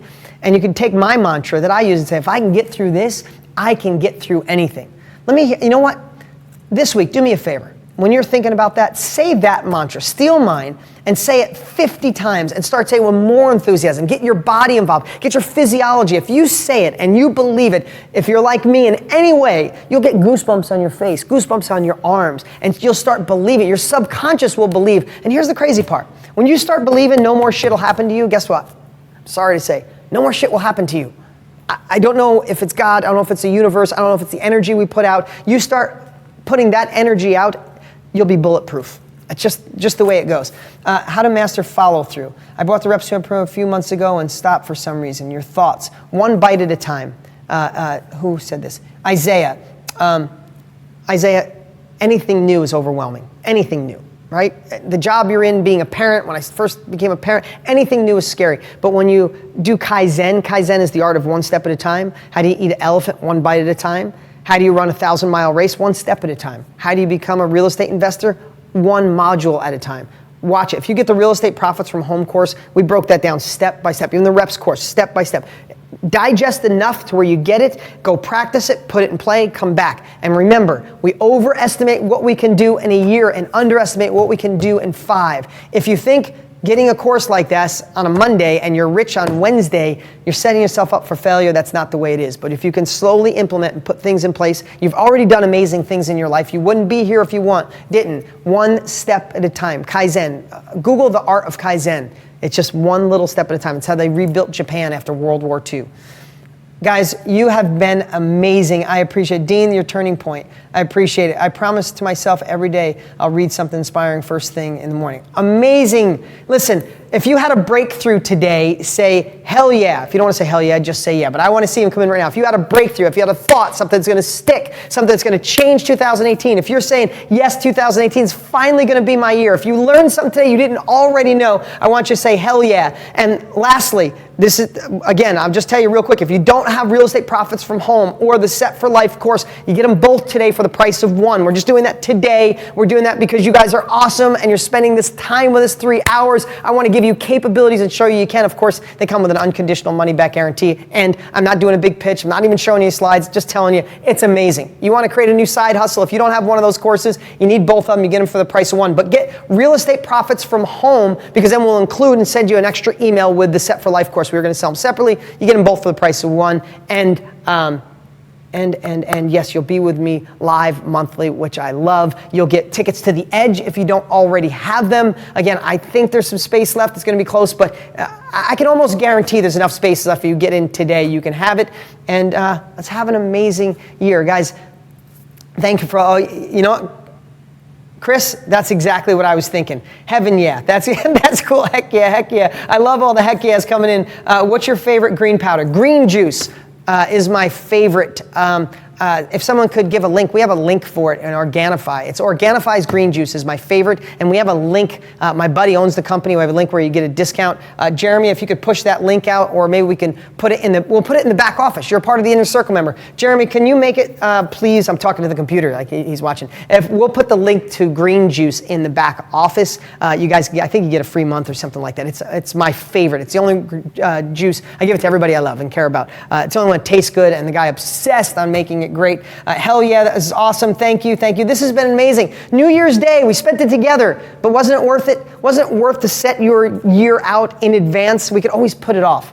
I know I have done that but in the past. No more putting it off. Your next level of life begins today. And if you're watching this and it's not New Year's Day, it doesn't matter when you watch it. Make the next 12 months the best year of your entire life. If you don't have either one of those courses, remember, click the link, go to deanscourse.com, or click the link, the Real Estate Profits from Home course, and grab it. I know most of you already have it, so sorry, but those of you who don't and who have asked, I want to make sure you don't miss out today. It's a pretty cool offer. All right, guys, have an amazing, amazing rest of the day. Don't get too liquored up. We all got to go back to work tomorrow. All right, I appreciate you. See you soon. See you next month. Inner Circle members, see you next month. I'll have a great topic. Bye.